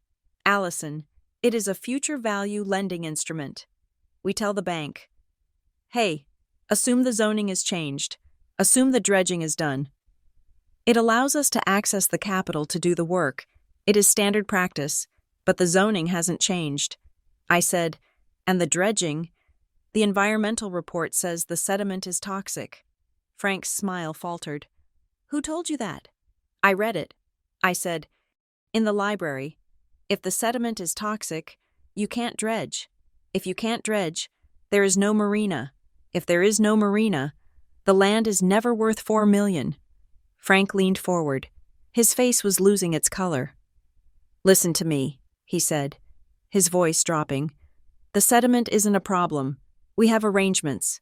The report will be handled." "Handled?" I asked. "You mean changed?" "I mean clarified." He said, "Look, your father knows all this. He signed off on the adjusted risk profile. He knows we have to smooth out the bumps to get the funding. So he knows the $4 million is a lie?" I asked. "It is not a lie," Frank snapped. "It is a projection. And if everyone just shuts up and signs the papers, it becomes reality. That is how business works." I reached into my bag, pretending to look for a tissue. My hand brushed the small digital recorder I had taped to the inside lining. It was running. "One last thing," I said, looking up with tears in my eyes. "If I sign, and the marina fails, am I liable for the loan?" Frank sighed. "No, the company is liable. And since the company has no assets other than the land, well, the bank takes the land. It is a wash, so the bank loses." I said. Frank shrugged. "Banks have insurance. Nobody gets hurt." I stood up. My demeanor changed instantly. I stopped slouching. I stopped twisting my hands. I looked at him with the cold, dead stare of a prosecutor. "Thank you, Mr. Miller," I said. My voice was ice. "That clarifies everything." Frank blinked, sensing the shift. "Wait, where are you going?" "To the county clerk." I said, "I want to see your state appraiser's license. Since you are issuing commercial valuations in Maine, you must be licensed in the state." Frank stood up. "I am licensed in New York. We have reciprocity, not for federally backed loans." I said, "You are operating without a license, Frank, and you just admitted to conspiracy to commit bank fraud." Frank's face went white. "Who are you?" he whispered. "I am the trustee," I said. I walked out of the office. I didn't run. I walked with the steady cadence of someone who had just loaded the gun. I had the recording. He admitted Graham signed off on the adjusted risk. He admitted the valuation was manufactured. He admitted the environmental issues were being handled. It was the smoking gun. I walked back to the Seashell Inn, the adrenaline pumping through my veins. I needed to upload the audio file to the secure server immediately. I reached room 12 and put the key in the lock. The door pushed open before I turned the key. I froze. The door had been forced. The jamb was splintered. I stepped inside, my hand instinctively going to the pepper spray in my pocket. The room had been tossed. The mattress was overturned. The drawers were pulled out and dumped on the floor. My clothes were slashed. It was violent. It was angry. I scanned the room. My laptop was gone. My heart stopped. The laptop was encrypted. They wouldn't be able to get into it without the key, but the physical drive was gone. I dropped to my knees and checked the vent cover I had loosened yesterday to hide the grandmother's ledger. The screws were stripped. The vent was open. The envelope was gone. The copies of the letters, the list of meetings, the note from my grandmother, all of it. They had cleaned me out. I stood up, shaking. They knew. They didn't just suspect. They knew I had evidence. Frank Miller must have called someone the second I left his office. Or maybe they had been watching me all along. I checked my pocket. The digital recorder was still there. I had the audio. But the paper trail, the physical link to Graham, was gone. And now they knew I wasn't just a confused daughter. My phone buzzed. It was a text from Graham. Dinner tomorrow, 7 p.m., the house. Don't be late. We need to settle this. It wasn't an invitation. It was a summons. I looked at the wreckage of my room. They had taken my shield. They had taken my cover. If I wanted to win this, I couldn't do it from the shadows anymore. I couldn't be the ghost. I had to be the storm. I took a deep breath, smelling the pine and the ocean and the faint, metallic scent of fear. I wasn't going to run. I was going to dinner, and I was going to serve them a course they would never forget. Monday morning broke with a violent gray sky, the kind that promised a storm but refused to deliver the rain. I sat in the leather chair across from Jonah Pike, my hands folded on the mahogany table. The office was quiet, save for the rhythmic ticking of the grandfather clock in the corner and the scratching of Jonah's pen. I am not signing the transfer. Jonah, I said. My voice was low, devoid of the tremor that had been there 2 days ago. In fact, I want to file an emergency motion. A lis pendens on the Miller's Point property. Jonah stopped writing. He looked up, his glasses sliding down his nose.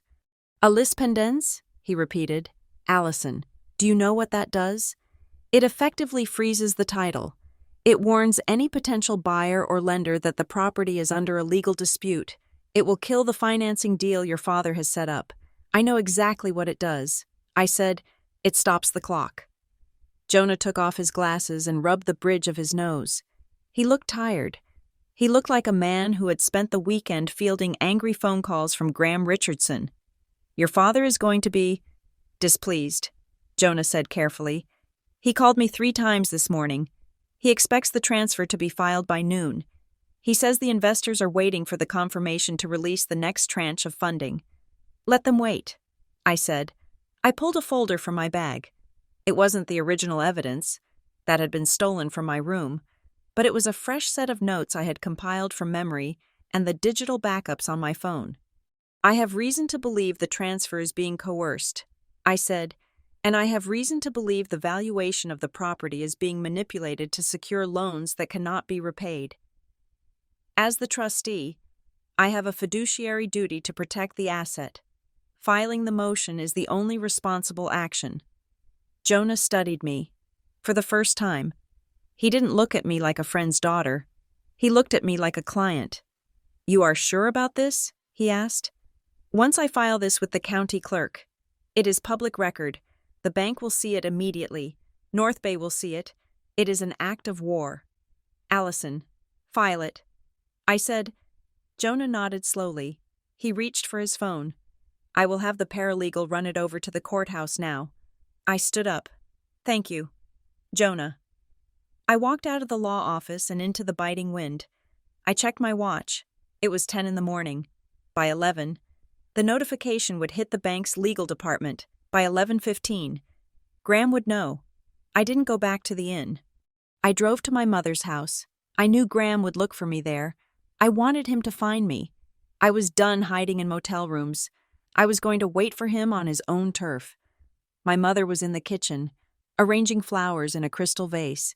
Her hands were shaking so badly that water was sloshing onto the granite counter. Did you sign it? She asked without looking up. Her voice was brittle. No. Mom, I said. I poured myself a glass of water and leaned against the island. I filed a hold. The land is frozen. The vase slipped from her fingers. It hit the counter with a sickening crack. Shards of crystal and water exploding across the surface. Elaine didn't scream. She just stared at the mess, her face draining of color. Oh, God, she whispered. Oh, God. Allison, what have you done? I stopped him from making a mistake. I said, You didn't stop him, she said, looking at me with eyes wide with terror. You cornered him. You don't understand.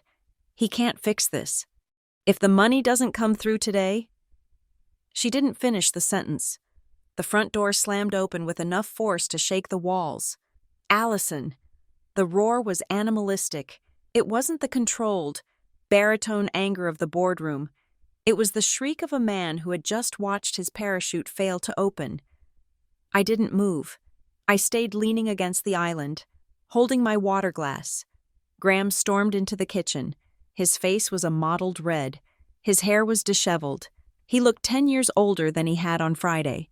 "You," he seethed, pointing a shaking finger at me. "You ungrateful. Stupid little girl. Do you have any idea what you just did? Jonah just called me. A lispendens? Who told you to do that? Who is feeding you these legal terms?" "I did it, Dad," I said calmly. "You?" He laughed, a harsh, jagged sound. "You can't even balance a checkbook. You think you can play lawyer? You have destroyed everything. The bank just pulled the bridge loan. The investors are threatening to walk. You have cost this family millions of dollars because you wanted to throw a tantrum." He advanced on me, stopping only when the island was between us. "Withdraw it," he demanded. "Call Jonah right now. Tell him it was a mistake. Tell him you were confused. Tell him you are incompetent. I don't care what you say. Just fix it." I took a sip of water. I set the glass down. "I'm not confused." "Dad," I said, "you are worthless," he screamed, slamming his hand onto the granite. "You have always been worthless. Uneducated, lazy. You drift through life while I build everything. And now you want to burn it down? Why? Because I didn't hug you enough? Grow up, Allison." I looked at him. I really looked at him. I saw the sweat beading on his upper lip. I saw the tremor in his hands. "Why did the appraisal change on March 4th? I asked. The question hung in the air, cutting through his rage like a razor. Graham blinked. "What?" "The Crestline appraisal," I said, keeping my voice flat and even. "On February 1st, the property was valued at $300,000. On March 4th, it was valued at $4 million. No zoning change occurred. No improvements were made. Why did the number change, Dad?" Graham stared at me. His mouth opened slightly, then closed. I don't know what you are talking about. Market fluctuations. $4 million isn't a fluctuation." I said, "It is a fabrication." "And why is the loan serviced by Atlantic Rim Capital?" "That is an offshore entity based in the Caymans." "Why is a local revitalization project borrowing money from a shell company that doesn't have a website?" Graham took a step back. The red was fading from his face, replaced by a sickly gray. "You have been snooping," he whispered. "You broke into my office. I didn't have to." I said, "It is in the public filings. If you know where to look, and I know where to look." He looked at me with a new expression. It wasn't respect. It was fear. He was realizing, for the first time, that the person standing in his kitchen wasn't the daughter he had created in his mind. "Who are you talking to?" he asked. "Is it the EPA? Is it the bank?" "It doesn't matter," I said. "What matters is that I know the money is moving in circles. I know you are using new loans to pay old debts. I know North Bay is insolvent." Graham passed a hand over his face. He looked suddenly exhausted. He slumped against the counter, the fight draining out of him. "You don't understand. Allie," he said. His voice was quiet now, pleading.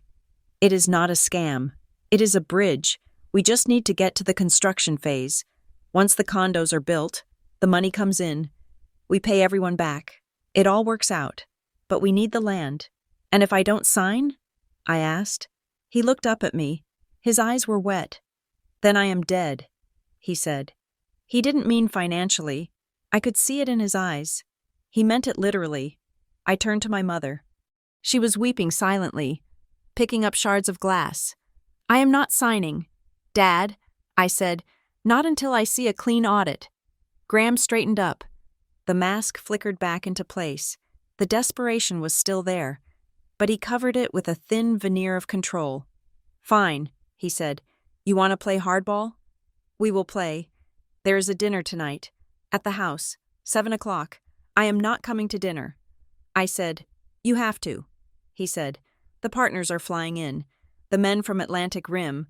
They want to meet the trustee. They want to meet the person who is holding up their money. Is that a threat? I asked. It is a reality, Graham said. If you don't show up, they will assume you are hostile. And these are not men you want to be hostile with. Come to dinner. Listen to what they have to say. If you still won't sign after that, well, then it is out of my hands. He adjusted his tie. He looked at Elaine. Clean this up, he said to her. He walked out of the kitchen. I watched him go. I felt a cold knot in my stomach. He wasn't in charge anymore. He was just the delivery boy. I turned to leave, but a hand grabbed my wrist. It was Marianne. I hadn't seen her standing in the doorway to the pantry. She must have been there the whole time. She looked perfect. As always, cashmere sweater, pearls, hair sprayed into submission, but her grip was tight. You shouldn't go, she whispered. I looked at her. Why? She pulled me into the pantry and closed the door. The small space smelled of spices and dry pasta. Because he made a deal, Marianne said. Her voice was shaking. I heard him on the phone this morning, after he talked to Jonah. What kind of deal? They told him to fix it. She said, they said if he can't get you to sign, they are going to call in the debt, all of it, tonight, and Graham told them to come. Marianne said, he told them that if they can convince you, he will sign over his voting rights to the entire company. He is giving them everything. Allison, he is trading his control for his safety, but the catch is, you have to sign first, and if I don't? Marianne looked away. He told them to do whatever it takes, she whispered. I felt the blood drain from my face. My father had effectively green-lit his partners to intimidate me, or worse, he had washed his hands of the method. As long as he got the result, he is selling me. I said, he is saving himself. Marianne said, it is the only thing he knows how to do. I opened the pantry door. Thank you, Marianne. I walked out of the house. The wind had picked up.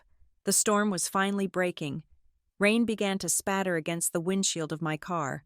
I sat in the driver's seat and stared at the steering wheel. I shouldn't go.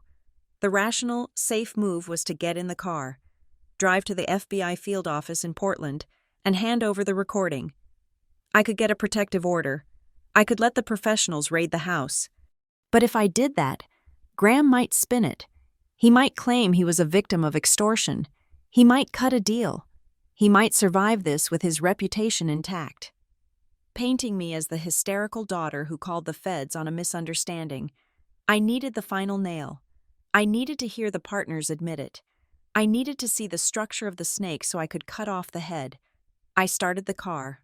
I was going to dinner. The Richardson estate on the ridge was a monument to leverage. It was a sprawling, modern glass structure that looked out over the dark Atlantic.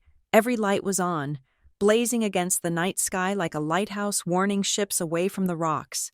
I arrived at 7 sharp. I wore a black dress, high-necked and long-sleeved. I wore no jewelry. I pulled my hair back tight. I wanted to look severe. I wanted to look like a nun walking into a casino. The driveway was filled with black SUVs, not local cars. These had New York and Connecticut plates. I parked my rental behind a Mercedes. I took a breath. I touched the small panic button in my pocket, a device Echo had given me months ago. 1 press, and it broadcast my location to the team. 2 presses, and they moved in. I walked to the front door. Graham opened it before I could knock. He was wearing a tuxedo. He looked ridiculous, like a waiter on the Titanic. You came, he said. He sounded relieved and terrified. I told you I would, I said. He ushered me in. The house was cold. It always was. The floor-to-ceiling windows let in the view, but they also let in the chill of the ocean. In the living room, 4 men were standing by the fireplace. They were drinking scotch. They stopped talking when I entered. Gentlemen, Graham said, his voice too loud. May I present my daughter? Allison. The men turned. They didn't look like bankers. They looked like sharks in human suits. Their tailoring was impeccable, but their eyes were dead. The man in the center stepped forward. He was older, with silver hair and a face that looked like it had been carved out of granite. "Allison," he said smoothly. "A pleasure. I am Mr. Vance. We have heard so much about you. I bet you have." I said. I didn't offer my hand. Vance smiled. It didn't reach his eyes. "Please, come, sit. We are just having a friendly conversation." We moved to the dining room. The table was set with the good china. Elaine was nowhere to be seen. Marianne was seated at the far end, staring into her wineglass. I sat across from Vance. Graham sat at the head of the table. So, Vance began as the soup was served by a caterer I didn't recognize. "We understand there has been some hesitation regarding the Millers Point transfer." Hesitation is one word for it. I said, "Due diligence is another." Vance chuckled politely. "Of course, diligence is important, but sometimes, in business, speed is also a virtue. We have a window of opportunity here. Allison, the market is waiting." "The market for toxic sediment?" I asked. Vance put his spoon down. He looked at Graham, then back at me. "Your father mentioned you had some concerns about the environmental report." He said, "Let me assure you, those are technicalities. We have the permits in hand, permits based on false data." I said. Vance sighed. He picked up his wineglass and swirled the red liquid. "You are a very bright young woman," he said. His tone was patronizing, dripping with condescension. It sounded like he was explaining gravity to a toddler. "But you have to understand how these things work. The paperwork is just theater. It is a formality to satisfy the bureaucrats. The real value is in the vision." "And the debt?" I asked. "The loans from Atlantic Rim? Is that theater too?" The table went silent. Marianne flinched. Graham choked on his wine. Vance stared at me. The smile vanished. "Atlantic Rim is a strategic partner," he said coldly. "Atlantic Rim is a shell," I said. I kept my voice steady, though my heart was hammering against my ribs. "It is a pass-through entity used to obscure the origin of funds. And if I sign that transfer, I become a party to money laundering." Vance leaned forward. "You are using very big words." "Allison," he said softly. "Dangerous words. I think you are confused. You are a bookstore clerk, aren't you? You shelve paperbacks. You don't investigate financial structures."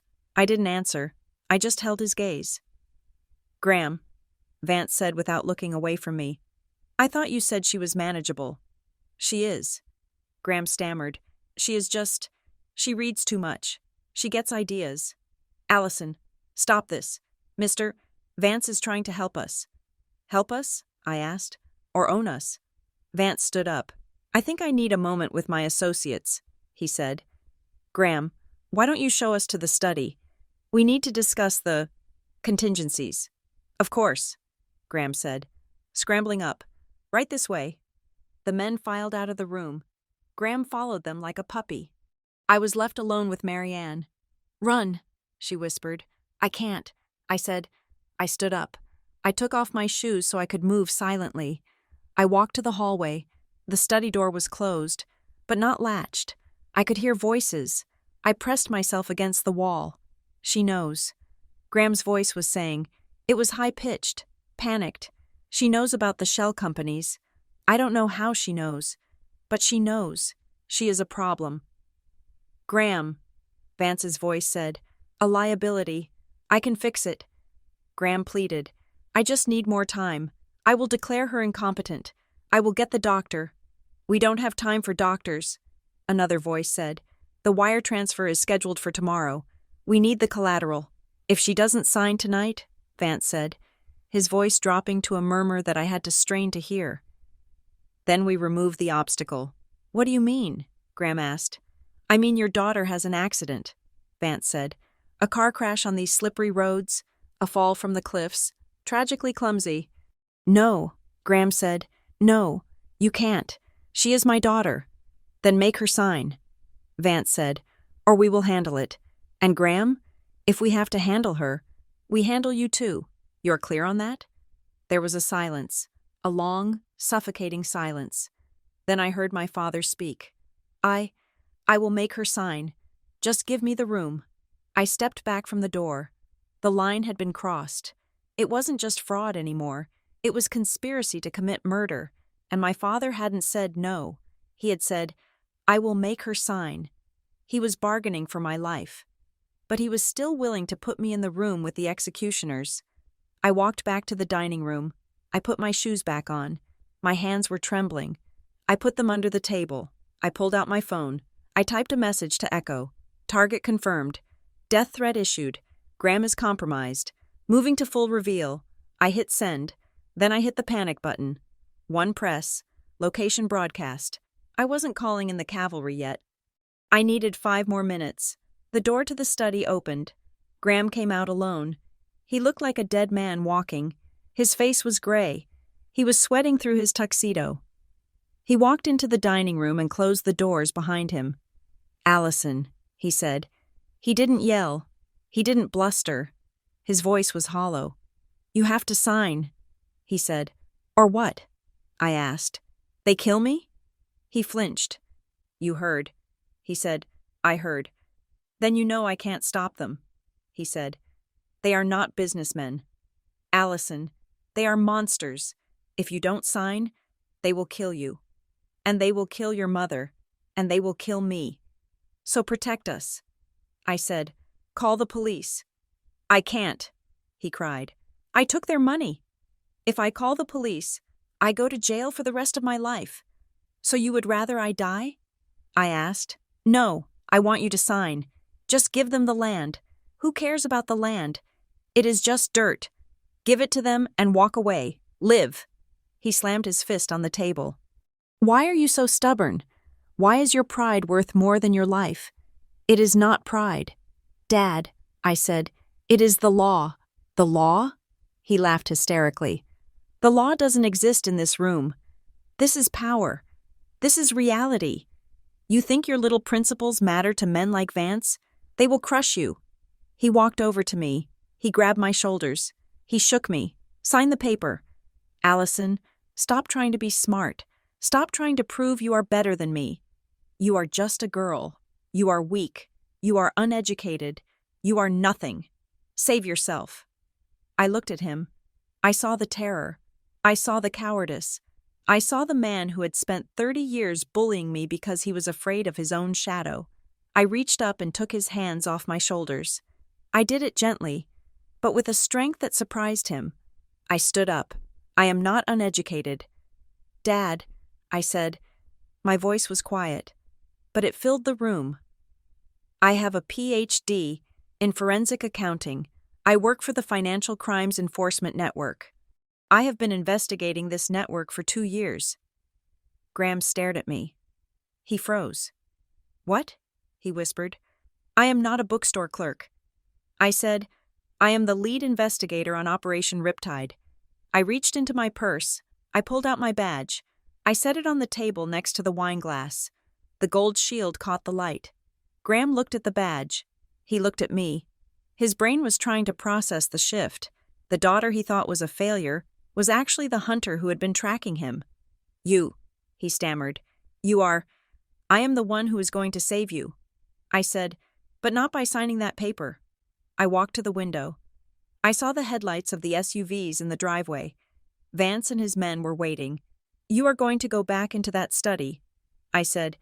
"You are going to tell Vance that I'm reviewing the document and I will sign it tomorrow morning at the town hall meeting. You are going to buy me 12 hours. "Why?" Graham whispered. "Why would he believe that?" "Because you are going to tell him that you broke me." I said, "You are going to tell him that I was crying, that I was terrified, that I'm just a stupid little girl who wants to go home."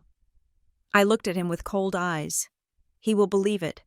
I said, "Because that is what he thinks of women. And that is what you told him I was." Graham stared at me. "And tomorrow?" he asked. "Tomorrow," I said. "I end it." Graham looked at the badge again. Then he looked at the door to the study. He straightened his jacket. He wiped the sweat from his face. He looked at me with a strange expression. It was shame. Deep, burning shame. "You played me," he said. "You played yourself. Dad." I said, "I just watched." He nodded slowly. He turned and walked toward the study. He paused at the door. He didn't say he loved me. He didn't apologize. He just took a breath and walked back into the lion's den to lie for his life. I picked up my badge and put it back in my purse. I walked out the front door. I passed the Mercedes. I passed the dark SUVs. I saw a driver watching me. I put my head down, hunched my shoulders, and wiped at my eyes, pretending to sob. The driver smirked and looked away. I got into my car. I drove down the ridge, away from the house, away from the monsters. I didn't go to the police. I didn't go to Echo. I went to the all-night copy center in the next town over. I had 12 hours. I had the audio recording of Frank Miller. I had the spreadsheet. I had the grandmother's notes, which I had memorized and transcribed. And now, I had the verbal confirmation of a death threat. I wasn't going to arrest them in the dark. That was too easy. They would lawyer up. They would hide the money. I was going to do exactly what I told Graham. I was going to the town hall meeting. I was going to turn on the lights, and I was going to watch them all burn in the glare. The Briar Glen Civic Hall was a drafty, cavernous building that smelled of floor wax and stale coffee. It was packed to capacity. Every folding chair was taken, and people were standing 3 deep along the back walls. The air was thick with the murmur of a town that sensed it was standing on a precipice. They just didn't know if they were about to fly or fall. On the elevated stage, a large projection screen displayed a glittering rendering of the proposed North Bay Marina. The water in the image was a supernatural blue. The yachts were white and sleek, and the people strolling on the digital boardwalk looked nothing like the weathered fishermen and tired shopkeepers sitting in the audience. My father, Graham Richardson, stood at the podium. He gripped the sides of the lectern as if it were the helm of a ship in a gale. His face was pale, slick with a sheen of sweat that caught the stage lights, but his voice was booming. He was fighting for his life, and he was putting on the performance of a career. "This is not just about concrete and steel," Graham declared, his voice echoing off the high ceiling. "This is about our future. It is about whether Briar Glen remains a dying town on the edge of the map, or becomes a destination, a beacon." He gestured to the men sitting in a row behind him, Mr. Vance and the other investors from Atlantic Rim Capital. They looked bored, checking their watches, their eyes scanning the exits. They knew the clock was ticking. They knew that if the vote didn't happen tonight, the money would dry up. "There are those who want to hold us back." Graham continued, his tone shifting to one of sorrowful regret. He looked out into the audience, searching for me. I was sitting in the 3rd row, right on the aisle. I was wearing a navy blazer and a white blouse. I sat with my spine straight, my hands resting on a thick leather portfolio in my lap. "There are those who are afraid of change," Graham said, looking directly at me. "Even within my own family, my daughter, Allison, has expressed concerns, and while I love her dearly, I must be honest with you all. Allison has been away for a long time. She has struggled to find her path. She is confused about the realities of complex development. She sees shadows where there is only light." A ripple of whispers went through the room. Heads turned to look at me.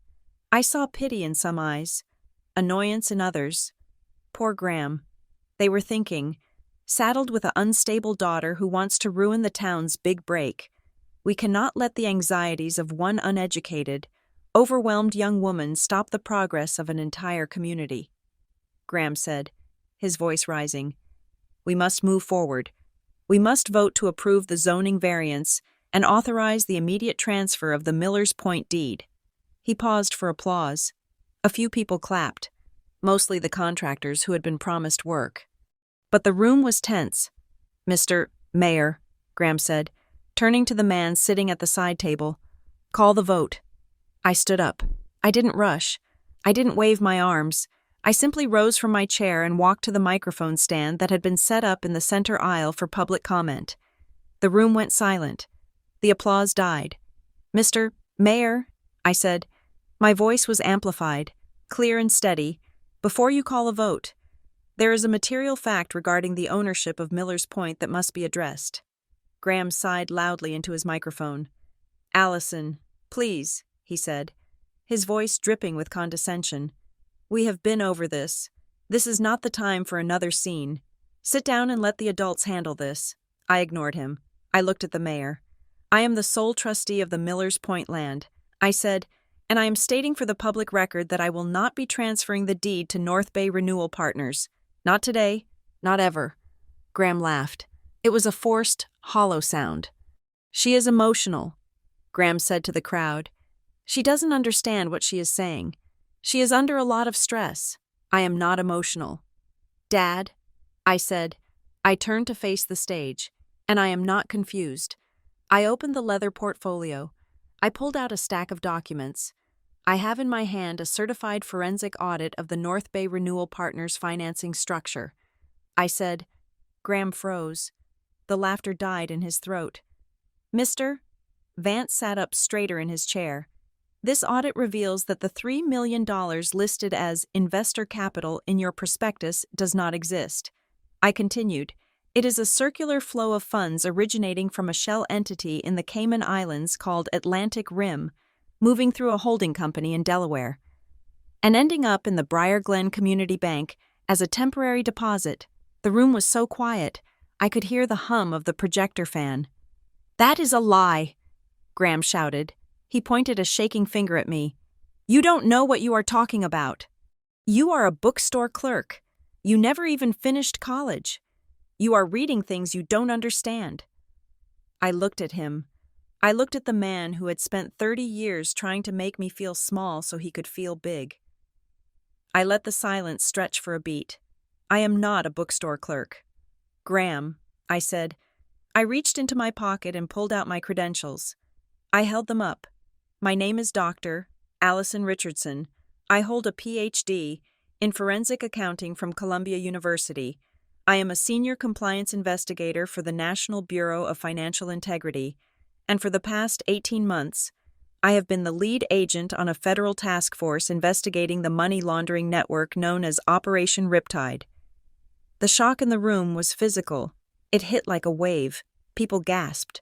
My mother, sitting in the front row, put her hand over her mouth. Graham's face went white. He gripped the podium so hard his knuckles turned blue. You, he whispered. The microphone caught it. You... North Bay Renewal Partners is not a developer, I said, my voice cutting through the stunned atmosphere. It is a laundering vehicle, and the man sitting behind you, Mr. Vance, is not an investor. He is a named subject in a federal indictment for wire fraud and racketeering. Vance stood up. He buttoned his jacket. This is slander. He barked. This is outrageous. We are leaving. He signaled to his men. They started to move toward the side exit. I wouldn't do that. Mr. Vance, I said. The doors at the back of the hall opened. They didn't burst in with guns drawn. It wasn't a movie.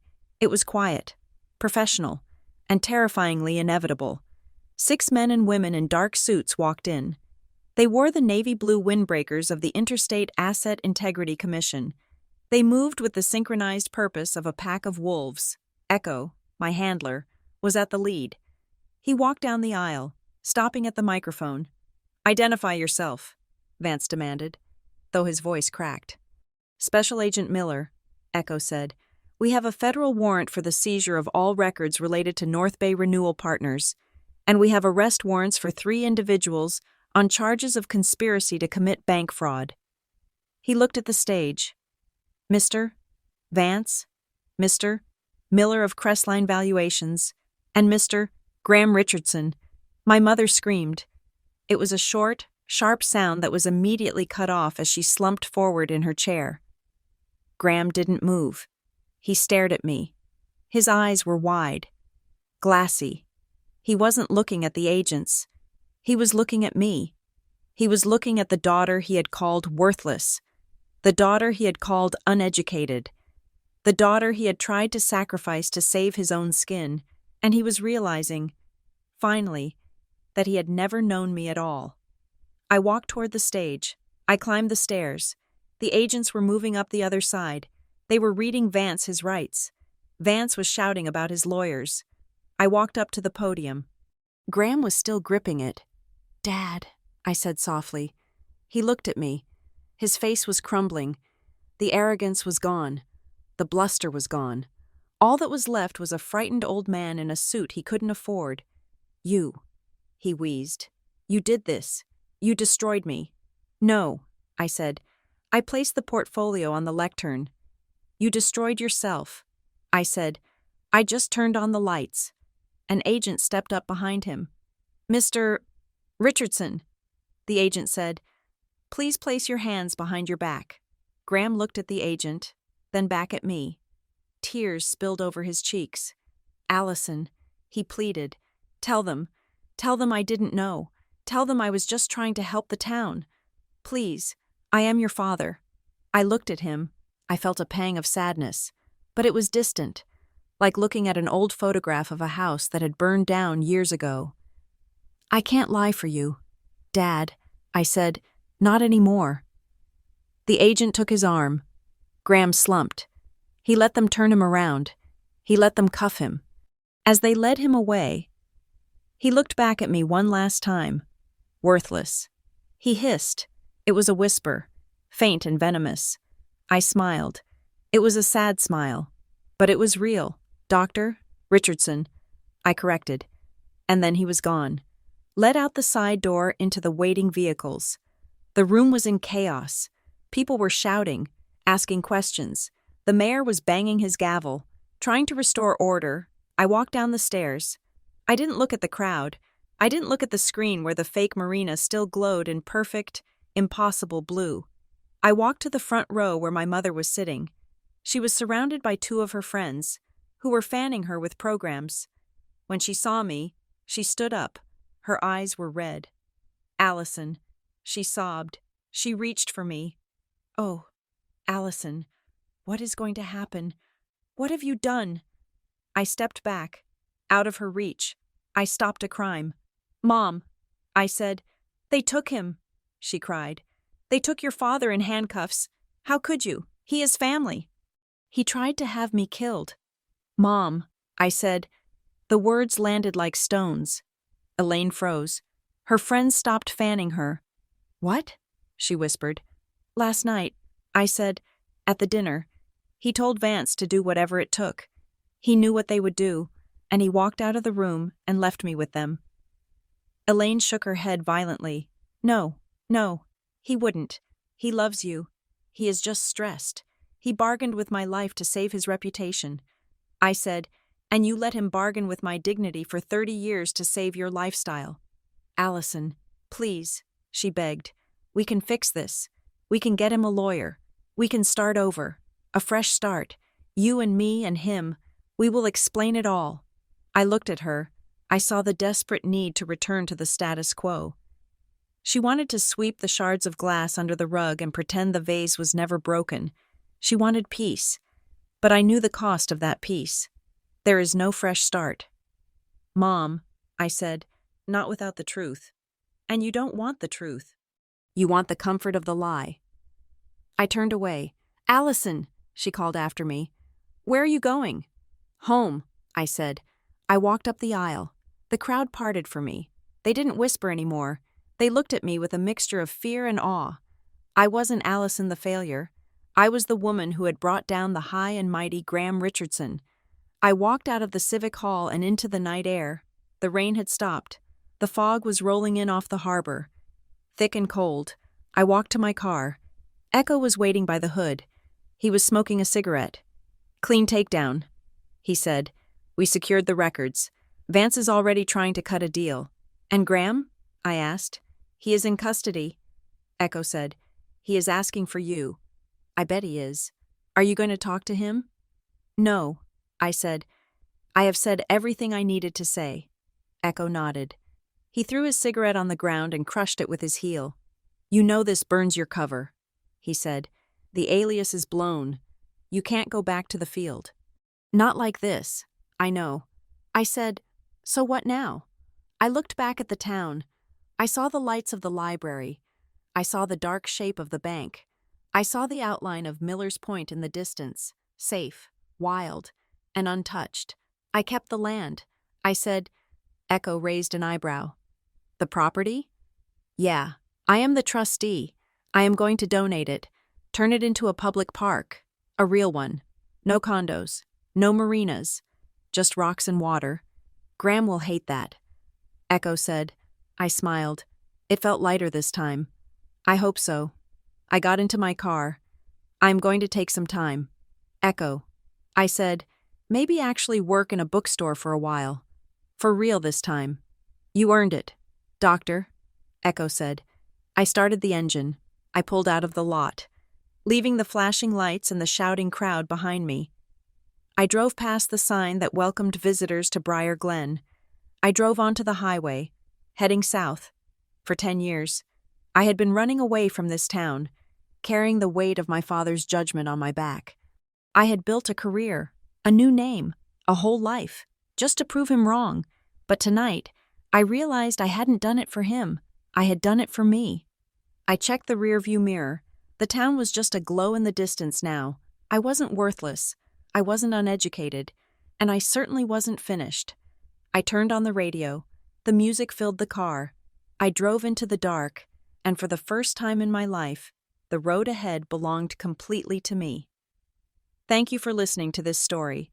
I hope you enjoyed the journey of Allison Richardson and her battle for truth and dignity. It is a reminder that sometimes the hardest battles we fight are within our own families, and that true worth is never defined by someone else's opinion of you. I would love to hear from you. Where are you listening from today? Please let me know in the comments below. I love seeing how far these stories travel. If you enjoyed this story, please subscribe to Revenge Stories. We have many more tales of justice, resilience, and the sweet taste of vindication coming your way. Share your thoughts. What did you think of Graham's downfall? Did Elaine deserve forgiveness? Let me know your thoughts in English in the comments section. Your feedback helps me craft better stories for you. Until next time.